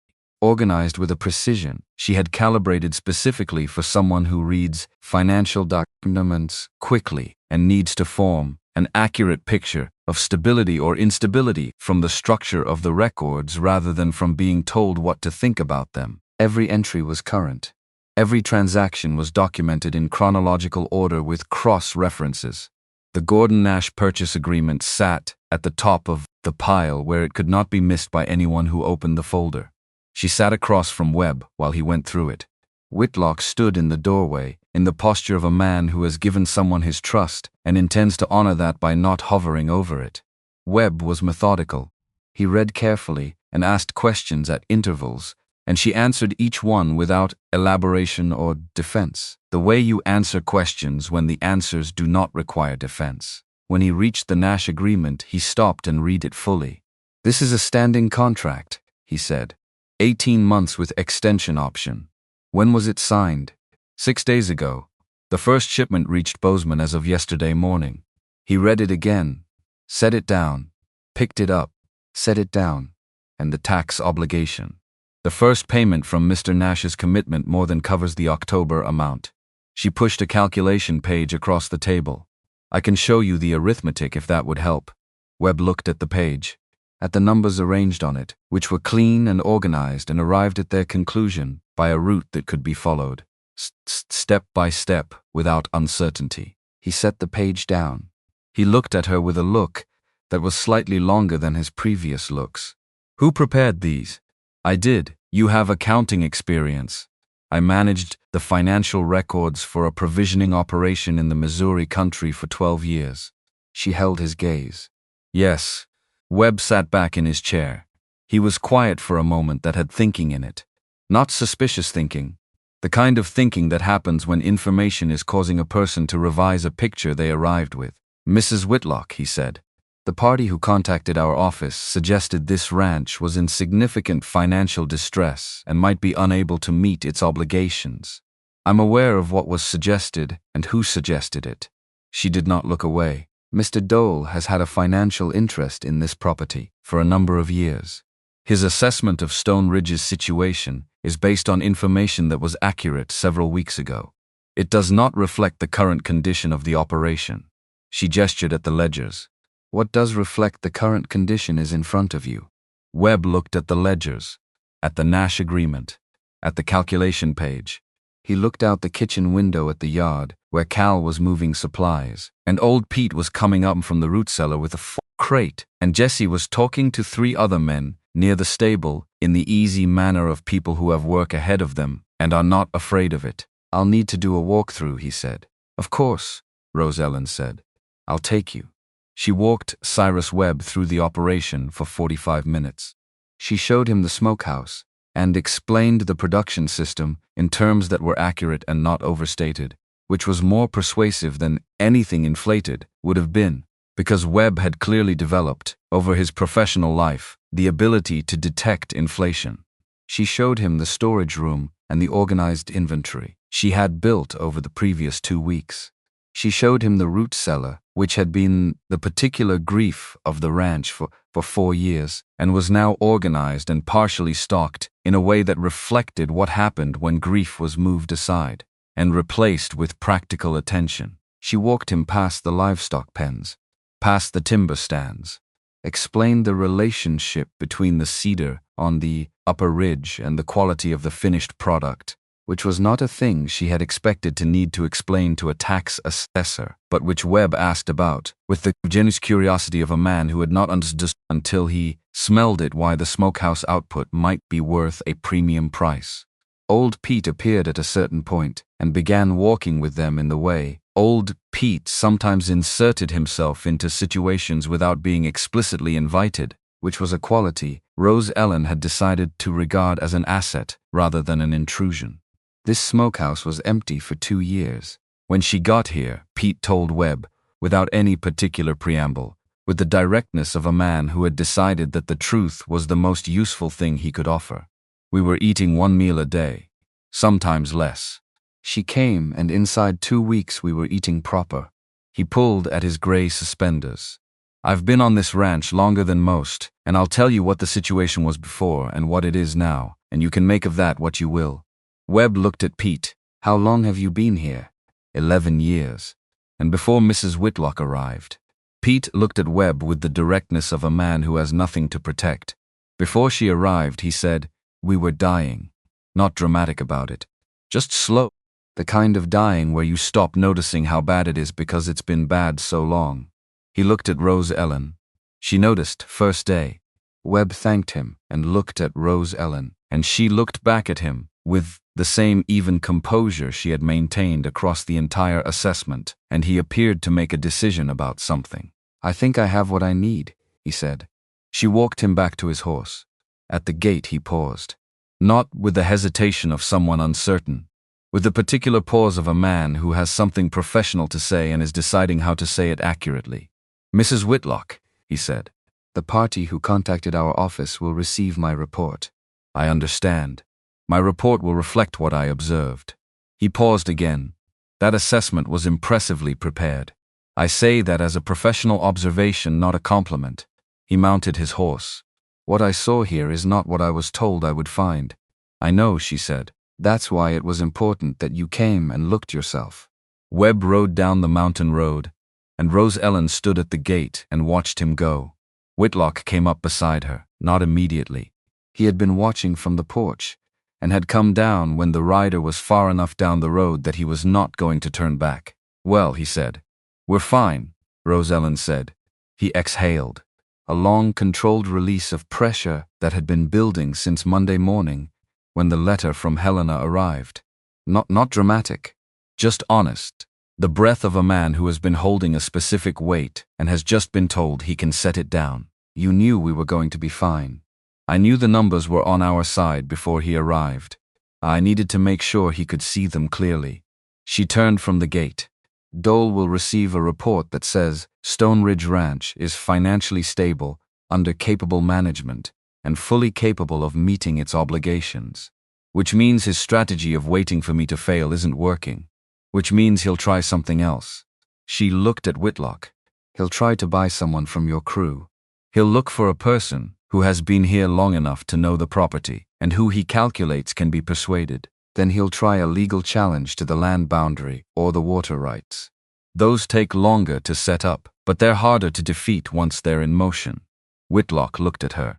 The late afternoon light was doing what it did at this elevation in September, which was to make everything more exact than it was.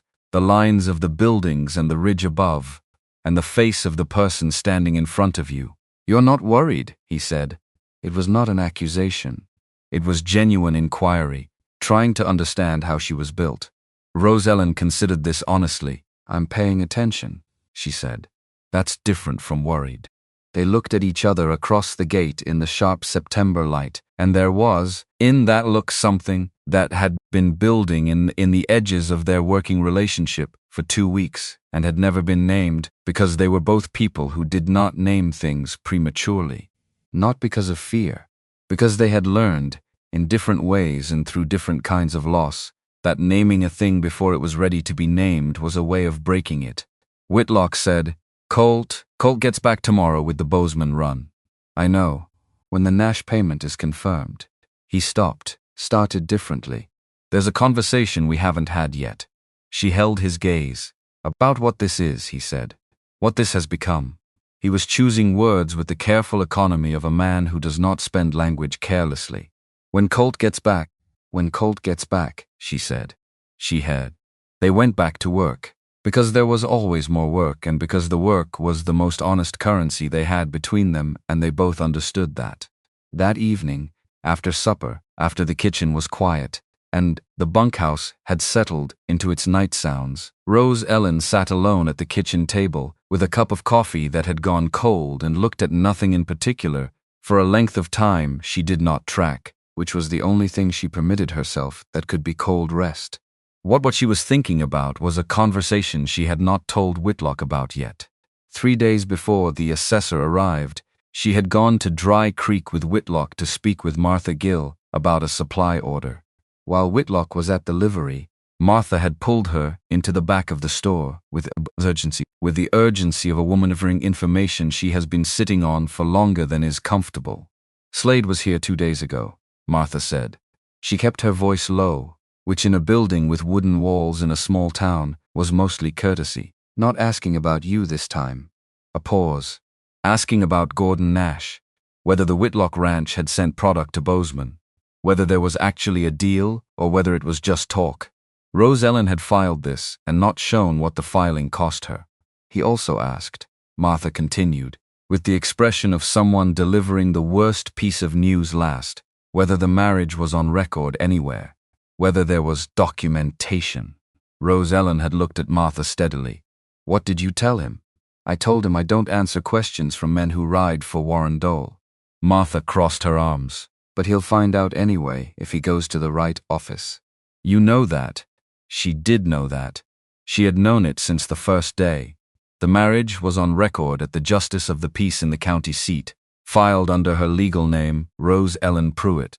Dole had enough connections in the territorial administrative offices to locate that filing and to see that the name on the filing did not match the name Whitlock had used when he introduced her to the assessor, which was a legal technicality rather than an actual problem, because married women retained their legal names at filing, and the name Whitlock had used was her married name, and both were accurate. But in the hands of a man who was not interested in accuracy, and was only interested in creating enough doubt to shift the balance of a decision, that technicality could be made to look like something it was not. Dole was building toward an attack on her legitimacy, not on the ranch's finances, which he had already failed to undermine, on her, on whether she had the legal standing to speak for the ranch, on whether the woman Whitlock had put in front of the assessor as his wife had any valid claim to the position. It was the move of a man who had tried one angle and found it closed and was now looking for a different opening. and it was the move of a man who did not understand that the particular kind of attack he was constructing against Rose Ellen Pruitt was not something she had not survived before. She had survived it before.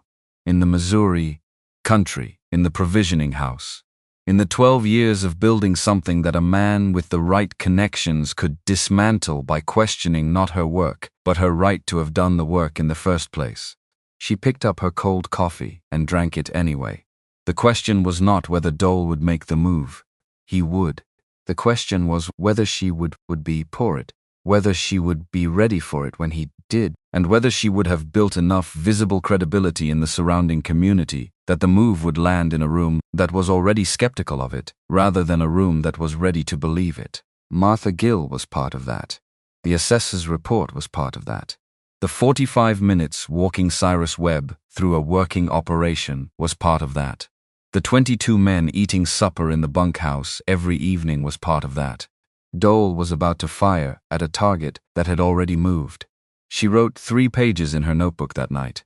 Not about the smokehouse, not about the production schedule, about what came next, and how she was going to meet it, and how she was going to meet it, and what she needed Whitlock to understand before it happened, so that when it did happen he would not be caught off balance, at the moment when off balance was the most dangerous thing to be. She would tell him in the morning. She told him before breakfast, stood in the kitchen while the stove was heating, and laid out everything she knew, and everything she suspected, and everything she was prepared for. Martha's conversation, Slade's inquiry about the marriage record, what Dole was likely to do with that information and when. Whitlock listened, completely, without reaching for the nearest piece of it. When she finished, he was quiet for a moment. That was not stunned and not angry, but was the particular quality of stillness that belongs to someone who has just received information that requires recalibration. He's coming after you specifically, Whitlock said. He's coming after the weakest point he can find.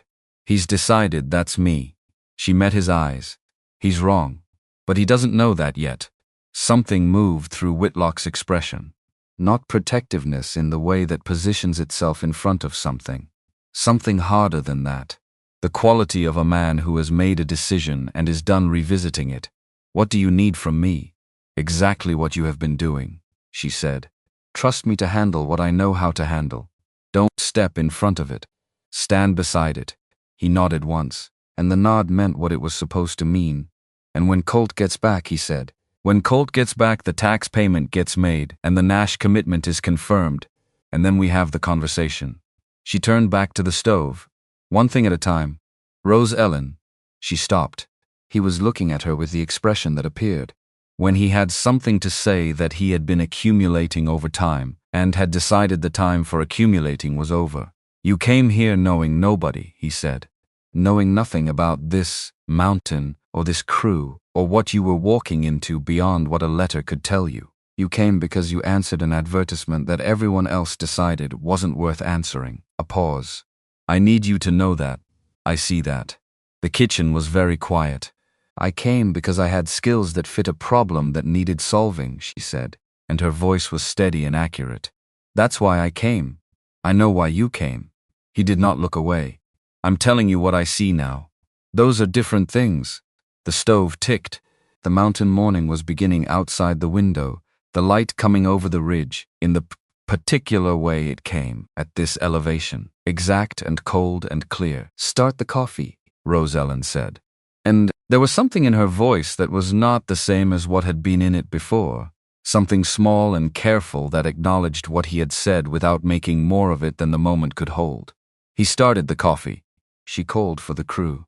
And the morning moved forward in the way mornings do, when the people in them have decided, without ceremony or an announcement, that they are going to keep moving forward, regardless of what the mountain, or the territorial government, or Warren Dole decides to put in their path. On the north slope above Stone Ridge, the juniper berries were coming into their second flush of the season, which was rare and would not have meant anything to anyone who had not known to look for it. Rose Ellen had noticed it 4 days ago, and had noted it in her notebook, and had said nothing about it to anyone yet, because she was still calculating what it meant for the production schedule, and because some things were better understood fully before they were spoken. The mountain kept its own counsel. It always had. But it had also, in the weeks since Rose Ellen Pruitt had walked its trails in the dark and put her hands on its soil and listened to what it was trying to tell her, begun to offer up things it had been holding in reserve, which was, she had come to understand, the way useful things worked. They did not announce themselves. They waited until someone showed up who knew how to look. Colt Draper and Hank came back down the mountain road on a Friday afternoon with an empty wagon bed and something in their posture that Rose Ellen could read from the porch before they had cleared the final switchback. Not the posture of men who had failed, the posture of men who had been holding good news for 24 hours and were about to put it down somewhere. Colt came through the main house door with the banked energy of someone who had rehearsed the delivery and was now abandoning the rehearsals because the actual moment had arrived. And the rehearsal was inadequate. He put the bank draft on the kitchen table in front of Whitlock. Then the standing order for 2 additional shipments. Then the handwritten note from Gordon Nash, which was separate from the formal documents and written in Nash's close, careful hand. Whitlock read the draft. Read the orders. Read the note. 2 additional buyers in Bozeman had approached Nash after examining the product and asked how to place their own orders. Nash had written, "I could have sold twice the volume if it existed. Send what you can as soon as you can. The market for this specific product is not what I anticipated. It is better." Whitlock set the papers down. He looked up. "Where's Rose Ellen?" "Smokehouse," Colt said, with the tone of a man who knew this answer before he was asked, because she was always in the smokehouse, or coming from it, or going to it, and this had become as reliable as the direction of the creek. Whitlock picked up the papers and went to the smokehouse. She was monitoring the afternoon rotation. She heard him come in and turned, and she read his face before she read the document he was holding out, because his face had always contained more than he intended, and she had been reading it for long enough to be fluent. She took the papers. Read the draft. Read the number. Read it again. Because the number was larger than her projection, and she had projected carefully, and she wanted to be certain she was reading it correctly rather than reading what she expected to find. She handed the papers back. 2 additional buyers, she said. Nash works fast. Whitlock's voice had something in it she had not heard before. Not relief. Deeper than relief. The particular quality of a man who has been carrying a long winter inside him and has just felt the first morning that is unambiguously spring. That's why I chose him. She turned back to the hanging rails. This covers everything, and more. Yes, and more. She checked the temperature in the primary chamber by holding her palm near the vent for 3 seconds, which was all she needed. Make the tax payment on Monday. First thing. Don't let the week start without it done and documented. I'll ride into Dry Creek Monday morning. She was quiet for a moment, watching the smoke move through the chamber in the spiral she had designed, which still gave her a specific satisfaction every time she saw it working correctly. "I'll come with you," she said. He looked at her. "When we walk into that tax office and put that payment on the desk," she said, "I want it to be visible. I want the people in that town to see it happen." She turned and looked at him directly. "Dole will hear about it within the day. I want him to hear not just that it happened, but how. Who was there? What it looked like." Whitlock was quiet for a moment, that had understanding in it. "You think like a general," he said. "My grandmother would have appreciated the comparison." She picked up her notebook from the smokehouse shelf. "She was the one who taught me that the most effective way to protect what you have built is to make the right people see it standing." They rode into Dry Creek on Monday morning, side by side on working ranch horses, both of them in the practical gear of people who had a task to accomplish and were not dressed for the impression of it.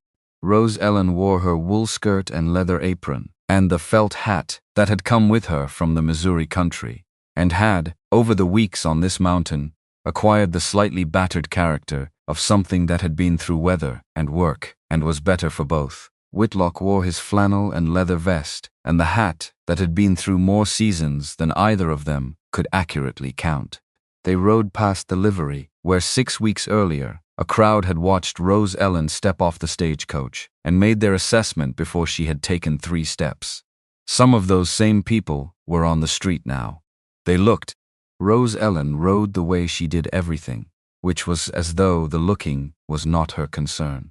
The tax office was run by a man named Aldous Webb, no relation to the assessor, who had been collecting territorial obligations in this part of Montana long enough to have a comprehensive mental catalogue of every property in the county and its history. He looked up when Whitlock and Rose Ellen came in. He looked at the bank draft Whitlock set on his desk. He looked at the amount. "Paid in full," Rose Ellen said, "plus the following quarter, in advance. We would like a receipt specifying the amount and the name, the date, the amount, and the name of the payer." Aldous Webb looked at her. In advance, he tone of a man encountering something his professional experience has not prepared him for. "We prefer to be current," she said. He wrote the receipt. He did it with the careful penmanship of a man to that this particular document was going to be referenced and who treated it accordingly. When he slid it across the desk, his expression carried the specific quality of a person who has spent a long time in a job that rarely surprises him and has just been surprised. They walked out of the tax office into the October sun.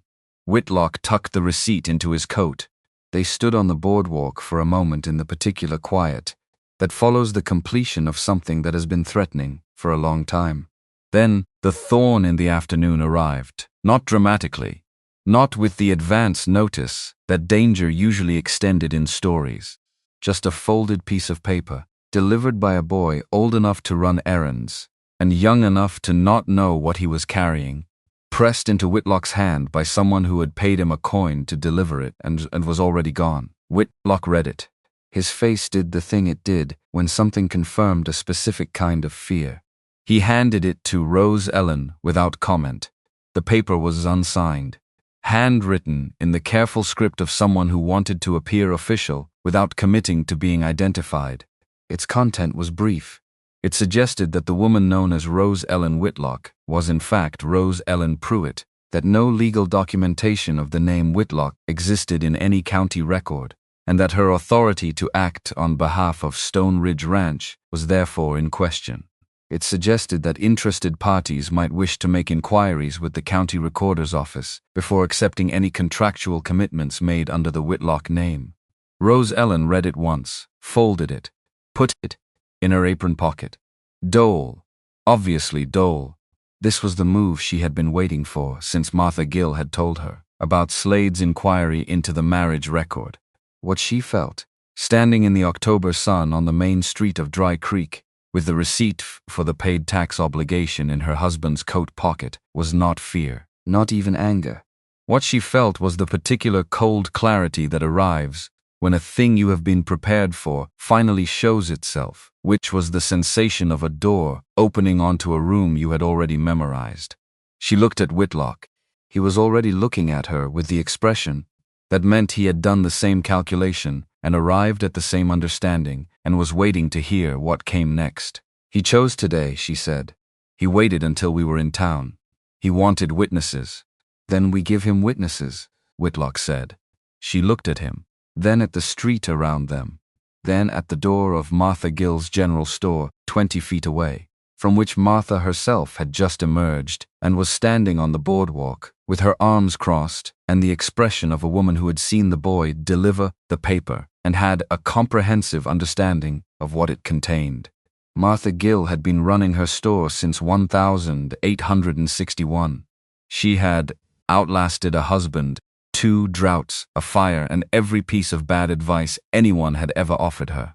She looked at Rose Ellen with the directness of a woman who makes decisions based on what she observes rather than what she is told. "I've been expecting something like that," Martha said, nodding toward the paper in Rose Ellen's apron pocket. Her voice carried the flat certainty of a woman who has watched Warren Dole operate in this county for a long time. "So have I," Rose Ellen said.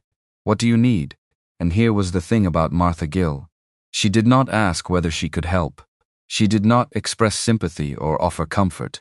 She asked what was needed, which was exactly the right question and the only one that mattered. "I need the county recorder's office," Rose Ellen said, "and I need you to come with us."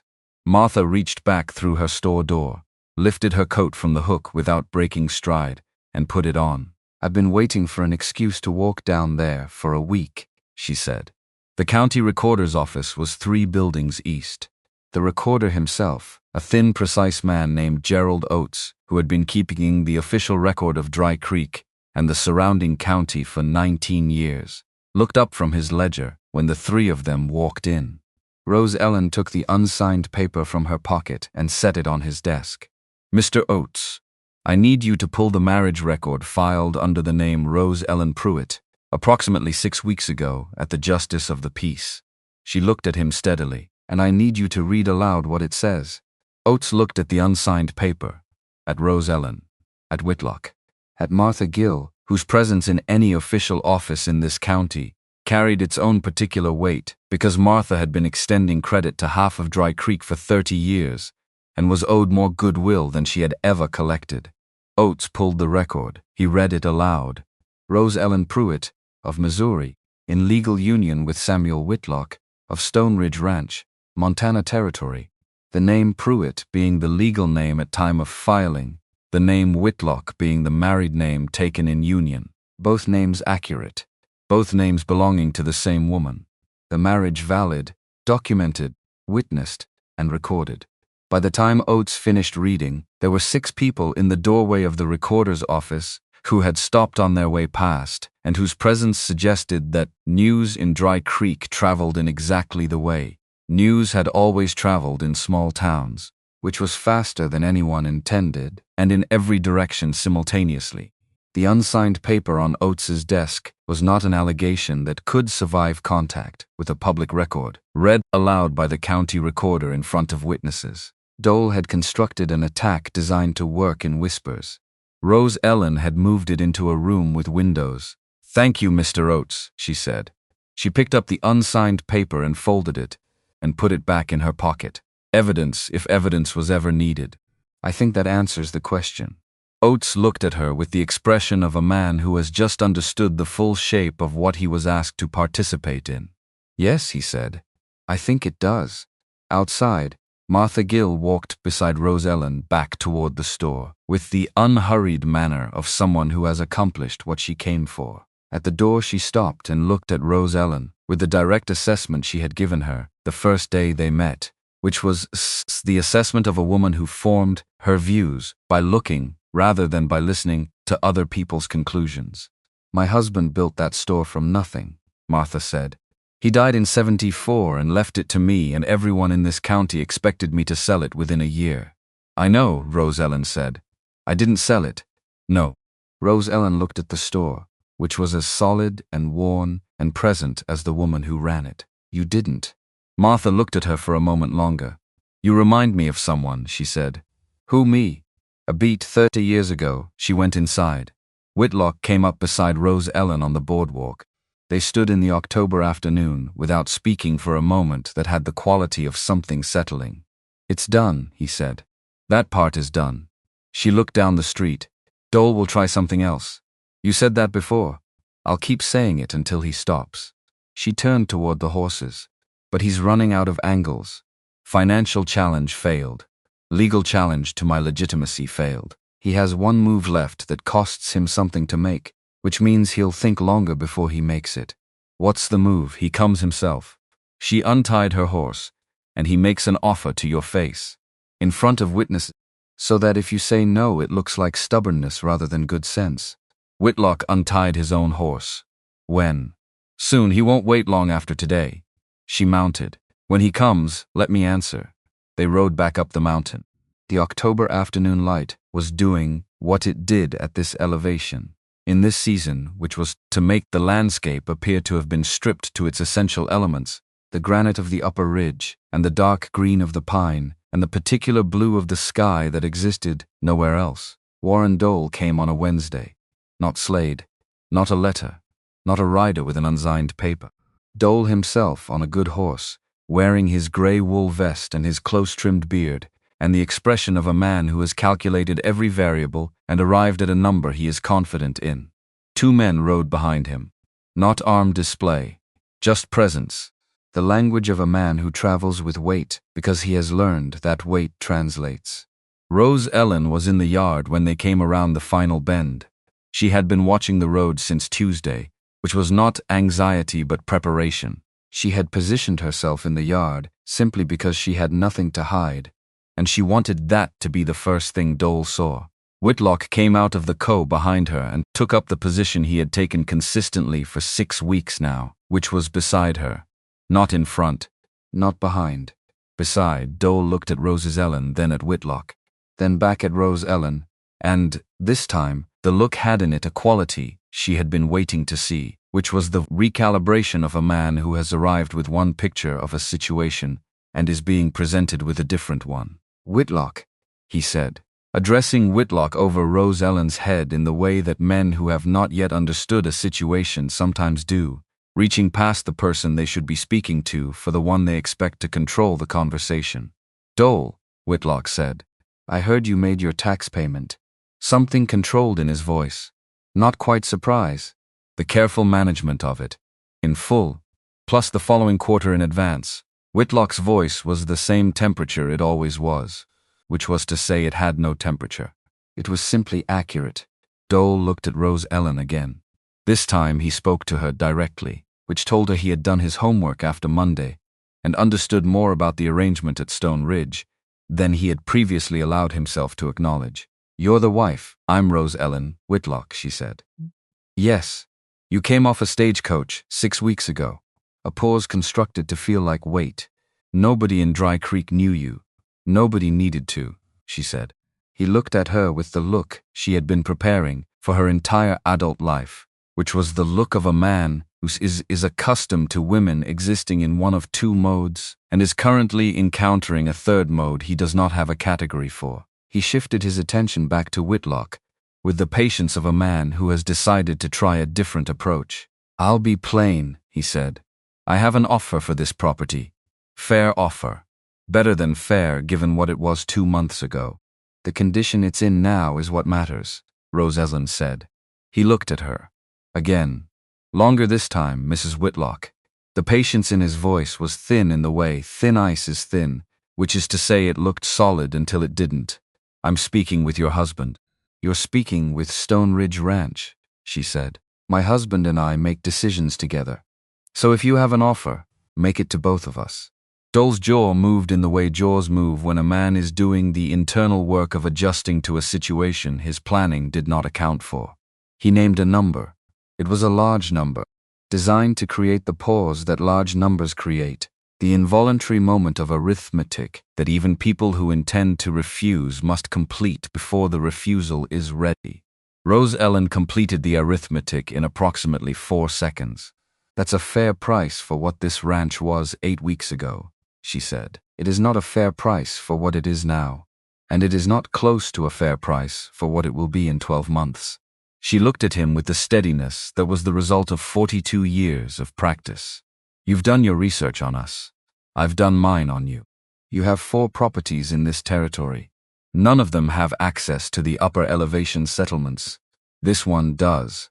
The mining camp market above the 12,000-foot line is worth more than your offer over a 5-year horizon." She paused. "So I understand why you want it, but it isn't for sale." The yard was very quiet. Behind Rose Ellen and Whitlock, the 22 men who had been finding reasons to be near the main house all morning were not finding reasons anymore. They were simply there. Dole looked at Whitlock with the look of a man making one last reach for the familiar shape of things. "Whitlock, you're going to let your wife." "She speaks for this ranch," Whitlock said. 4 words. The quiet of them was the quiet of something decided so long ago it no longer required defense. Dole held Whitlock's gaze for a moment. Then he looked at Rose Ellen one final time, and she looked back at him with the particular stillness she had developed across a lifetime of being underestimated by people who had arrived at their conclusions before they had gathered their evidence. He turned his horse. His 2 men turned theirs. The gate was quiet after the dust settled. Behind Rose Ellen, someone exhaled. Then old Pete said something low to the man beside him, and there was the sound of work resuming, the natural sound of a crew that has been watching something and has now seen how it ends and is ready to return to the business of the afternoon. Colt Draper came around the corner of the smokehouse with the expression of a man who had definitely not been standing there for the last 15 minutes. He's gone? Colt said. He's gone, Rose Ellen said. He'll come back. Not with an offer. She turned toward the smokehouse. He'll try to hire from your crew next. Starting with you. Colt stopped. Me. You've been here the longest. You know the property better than anyone except Whitlock. He'll calculate that you're the most likely to be persuadable. She looked at Colt directly. I'm telling you now so that, when his man approaches you, you're not caught off balance. Colt absorbed this. You've known he'd try this since when? Since Slade was asking questions about the crew in Dry Creek. A beat. I needed to know whether you were someone who could be bought before I told you that you'd be given the chance. The direct impact of this landed on Colt's face in a way he did not have time to manage. And what do you know? He said. I know you climbed an hour past where you needed to go on a ridge you had never bothered with before because you wanted the work to be right, she said. That's not a man who has a price. Colt looked away. His neck was doing the thing it did when he was receiving something true about himself, and was not sure where to put it. He cleared his throat. I'll talk to the others, he said. Thank you, Colt. He went. His shoulders were set differently than they had been when he walked up. That evening, Whitlock found her in the kitchen, after supper, at the table, with the account books open and the lamp burning and the October wind finding its way under the window frame in the way it had since the first night she was here. He set a cup of coffee beside her, without asking. She picked it up without acknowledging it as anything other than what it was. They sat in the kitchen quiet for a while. Colt doesn't move like that for most people, Whitlock said. Colt knows what good work looks like, she said. He's been waiting for someone to ask it of him. Whitlock was quiet again. Then, I have something I want to ask you. She set her pencil down. He reached into the inside pocket of his vest and brought out a small wooden box, the kind that had been sitting in a drawer for a long time. He set it on the table between the account books and the lamp and looked at it for a moment before he looked at her. This was my mother's, he said. I've been carrying it for 2 weeks trying to find the right moment. His voice was low and even, but there was something underneath it that was neither low nor even. I know this arrangement started as a contract. I know you came here for practical reasons. I know those things. She looked at the box. But somewhere in the past 6 weeks, he said, and he was choosing words with the care of a man who does not spend language carelessly and knows that the words available to him for this specific thing are inadequate and is going to use them anyway. This stopped being a practical arrangement for me. The lamp burned between them. The mountain held its dark outside. It was the morning you went into that cellar, he said. The one I had closed. You came back up with Mary's crocs and handled them like they were worth something. Like she was worth something. He stopped. I had been closing that door for 4 years. Rose Ellen was very still. I'm not asking you to feel something you don't feel, he said. I'm telling you what's true on my side, because you make decisions based on accurate information, and I want you to have it. She looked at the man across the kitchen table, the mountain man who had built something in this wilderness with his hands over 15 years and had carried his grief in silence and had written a desperate advertisement that no one answered until she did, and who had received her from the first moment with a fairness she had not expected and would never forget, who had stood beside her in the yard today and said 4 words that were worth more than any number of longer speeches. She had stopped expecting certain things a long time ago. Certain things had required more faith than her experience had been able to sustain. And yet here was this.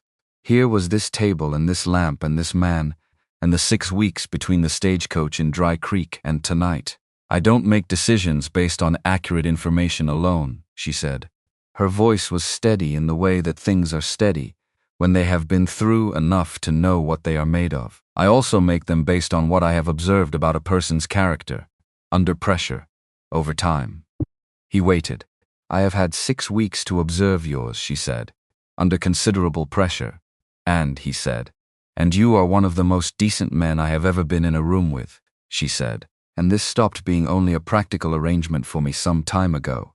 She paused. Some time ago, she said again, because it was true and truth was the currency she dealt in and always had. The lamp burned. The wind moved the pines.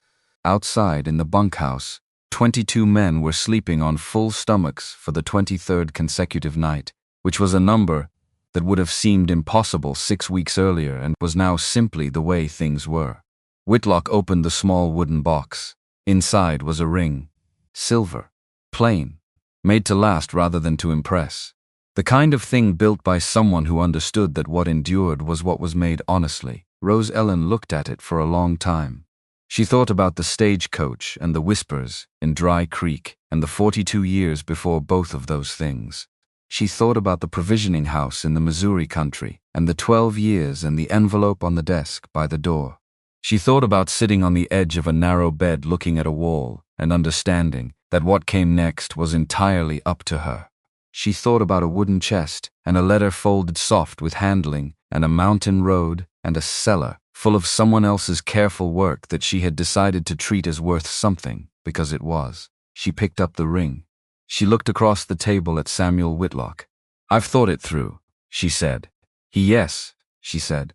He looked at her with the full weight of a look that a man gives when he has found something he did not know he had been missing, and has just been allowed to stop pretending it was not what it was. "Tomorrow," he said, "we have a conversation I've been wanting to have since the second week, about what comes next, about what we build from here. I have some ideas," she said. "I expect you do," he said, and the thing that happened in his face when he said it was the thing she had been learning to receive, which was a warmth specific to the recognition of another person's full and actual self. She set the ring on her finger. They sat at the kitchen table in the lamplight for a while after that. Not with the account books. Not with the production schedule, or the boson figures, or the letter from Ruth Alcott about the Ridgeback settlement that had arrived yesterday and was sitting on the corner of the table, waiting for the right moment. Just the coffee and the lamp and the mountain dark and the two of them in the particular silence that exists. Not because there is nothing to say, but because what needs to be said has been said, and what remains is simply being in the same room without anything between them. Old Pete told Colt Draper the next morning that he was fairly certain something important had happened in the main house the previous evening. Colt said he had figured that out 3 days ago. Pete asked how. Colt said because she had stopped calling him Mr. Whitlock somewhere around the second week, and Pete considered this for a moment and then said that was the most observant thing Colt had said in 7 years, and Colt said he had been paying attention. The first day of December came in cold and clear, the kind of morning that announces itself with authority. The supply wagon stood in the yard loaded and covered before the sun cleared the ridge, because Rose Ellen had been packing it since 4 o'clock and Colt had been loading since 5. Edna Marsh sat on the wagon bench in her wool coat and leather gloves with the expression of a woman who has been given exactly the kind of work she was built for and knows it. Colt, beside her, the horses steady in the cold. The wagon was going to Ridgeback Settlement. 63 people. Ruth Alcott's letter had said that without a reliable supply the settlement would not survive the winter. Rose Ellen had read the letter twice and written back the same afternoon saying yes, we can supply you, and had not told Whitlock until she had the figures to attach to the conversation, which was how she did everything, and which Whitlock had by now stopped being surprised by, though the note being surprised still had in it a quality of appreciation that did not diminish with repetition. Rose Ellen stood on the porch and watched the final loading. Whitlock came out and stood beside her, close enough that their shoulders almost touched in the cold morning air. "They'll make it before the weather turns," he said. "Edna knows what she's doing," Rose Ellen said. "And Colt knows the road." The wagon began to move. The horses found their rhythm on the yard, and then the road, and then the first downward grade of the mountain, the wheels cutting fresh tracks in the thin, early crust of snow that had fallen in the night. Colt sat straight on the bench, with the posture of a man who has been given a task that matters and is not going to treat it as anything less.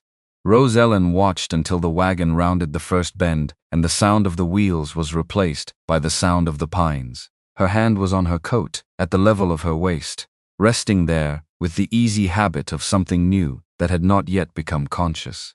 Whitlock looked at her hand and then looked away again in the direction of the road, and neither of them said anything about it, because some things were still early. because some things were still early, and the mountain had taught her that early things were best allowed to be what they were before they were named. "What's in the letter from Alcott's contact at the upper settlement?" Whitlock said. He had seen it arrive yesterday, and had not asked until now. 3 settlements above 10,000 feet, with no reliable winter supply, Rose Ellen said. Between them, approximately 200 people. She looked at the road where the wagon had been. "More than our current capacity can serve." He was quiet. "Not with what we have now," she said. "With the expansion. The second facility. 2 additional people with the right skills. Capital that Edna will help us identify when she comes back from Ridgeback with Alcott's terms." She looked at him. "It's 6 months of work to build what it requires. But the work is work we know how to do." "You've been planning this since when?" She thought about it honestly. "Day 4, she said. "I needed to know the smokehouse would work first." He looked at her with the layered expression she had spent 6 weeks learning to read, which was admiration, and something warmer underneath it, and underneath that, something that looked, when she was being honest with herself about what she was looking at, like the relief of a man who has carried a thing alone for a very long time and has just understood fully and completely that he does not have to anymore. "Rose Ellen," he said. "Yes," she said. "I have something I want to say." He looked at the road, at the mountain above it, at the smokehouse sending its cedar smoke up into the cold December sky. "I built this place for 15 years and I thought the building was the thing. The ranch, the land, the operation." He stopped. "Then it started dying, and I understood that what I had built was the thing, and that I was the one who had been missing." She looked at him. "You came here and you saw the structure underneath everything that was broken," he said. "You always see the structure underneath. That's what you do." He turned and looked at her directly. "I would like you to know that I see you the same way. The structure underneath everything you carry." The mountain morning was cold and exact around them. The cedar smoke moved north on the wind. In the bunkhouse, a door opened, and old Pete's voice carried across the yard, saying something to Jessie about the breakfast fire, and Jessie's response was lost in the distance. Rose Ellen looked at Samuel Whitlock on the porch of Stone Ridge Ranch in the first light of December, and thought about the 42 years that had brought her to this specific porch on this specific morning. All of the rooms she had built things in, and the people who had decided those things did not belong to her, and the narrow bed in the rented room, and the envelope on the desk by the door, and the advertisement folded soft in her coat pocket, on the stagecoach coming into Dry Creek. She thought about what it meant to be the only one who came when no one else would come. And she thought about what it meant to find, in the place you arrived at, the person who was capable of seeing not what you looked like, but what you were made of. Some things you stopped expecting. And then they happened anyway. And the right response was not to question the gift, but to receive it with both hands and know what you had. "I know you see it," she said.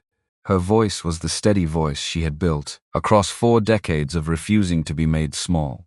But there was something in it now that had not been there before, which was the sound of a woman who has stopped bracing and has allowed herself, carefully and with full knowledge of what she is doing, to simply be where she is. The wagon was gone around the mountain. 63 people waiting at Ridgeback, 200 more beyond them. The cedar stand above the elk meadow, producing enough for 2 seasons if managed correctly. The account books balanced, the tax receipt in Whitlock's coat, the ring on her finger catching the December light. The mountain held its cold and its ancient indifference to small human moments happening on its face. It had been holding them for longer than anyone could measure, and would continue after everyone on this particular morning was gone. But this morning, this specific morning, was theirs. And Rose Ellen Pruitt Whitlock, who had come when no one else would come, and had stayed because the work required it, and had built what the work required to be built, stood on the porch of the thing she had helped save and felt, for the first time in longer than she could accurately calculate, that the place she was standing was the place she was supposed to be. Not as consolation, not as second choice, not as the destination of a woman who had run out of other options. As the beginning of something that had always been waiting for her to be exactly who she was in order to exist at all.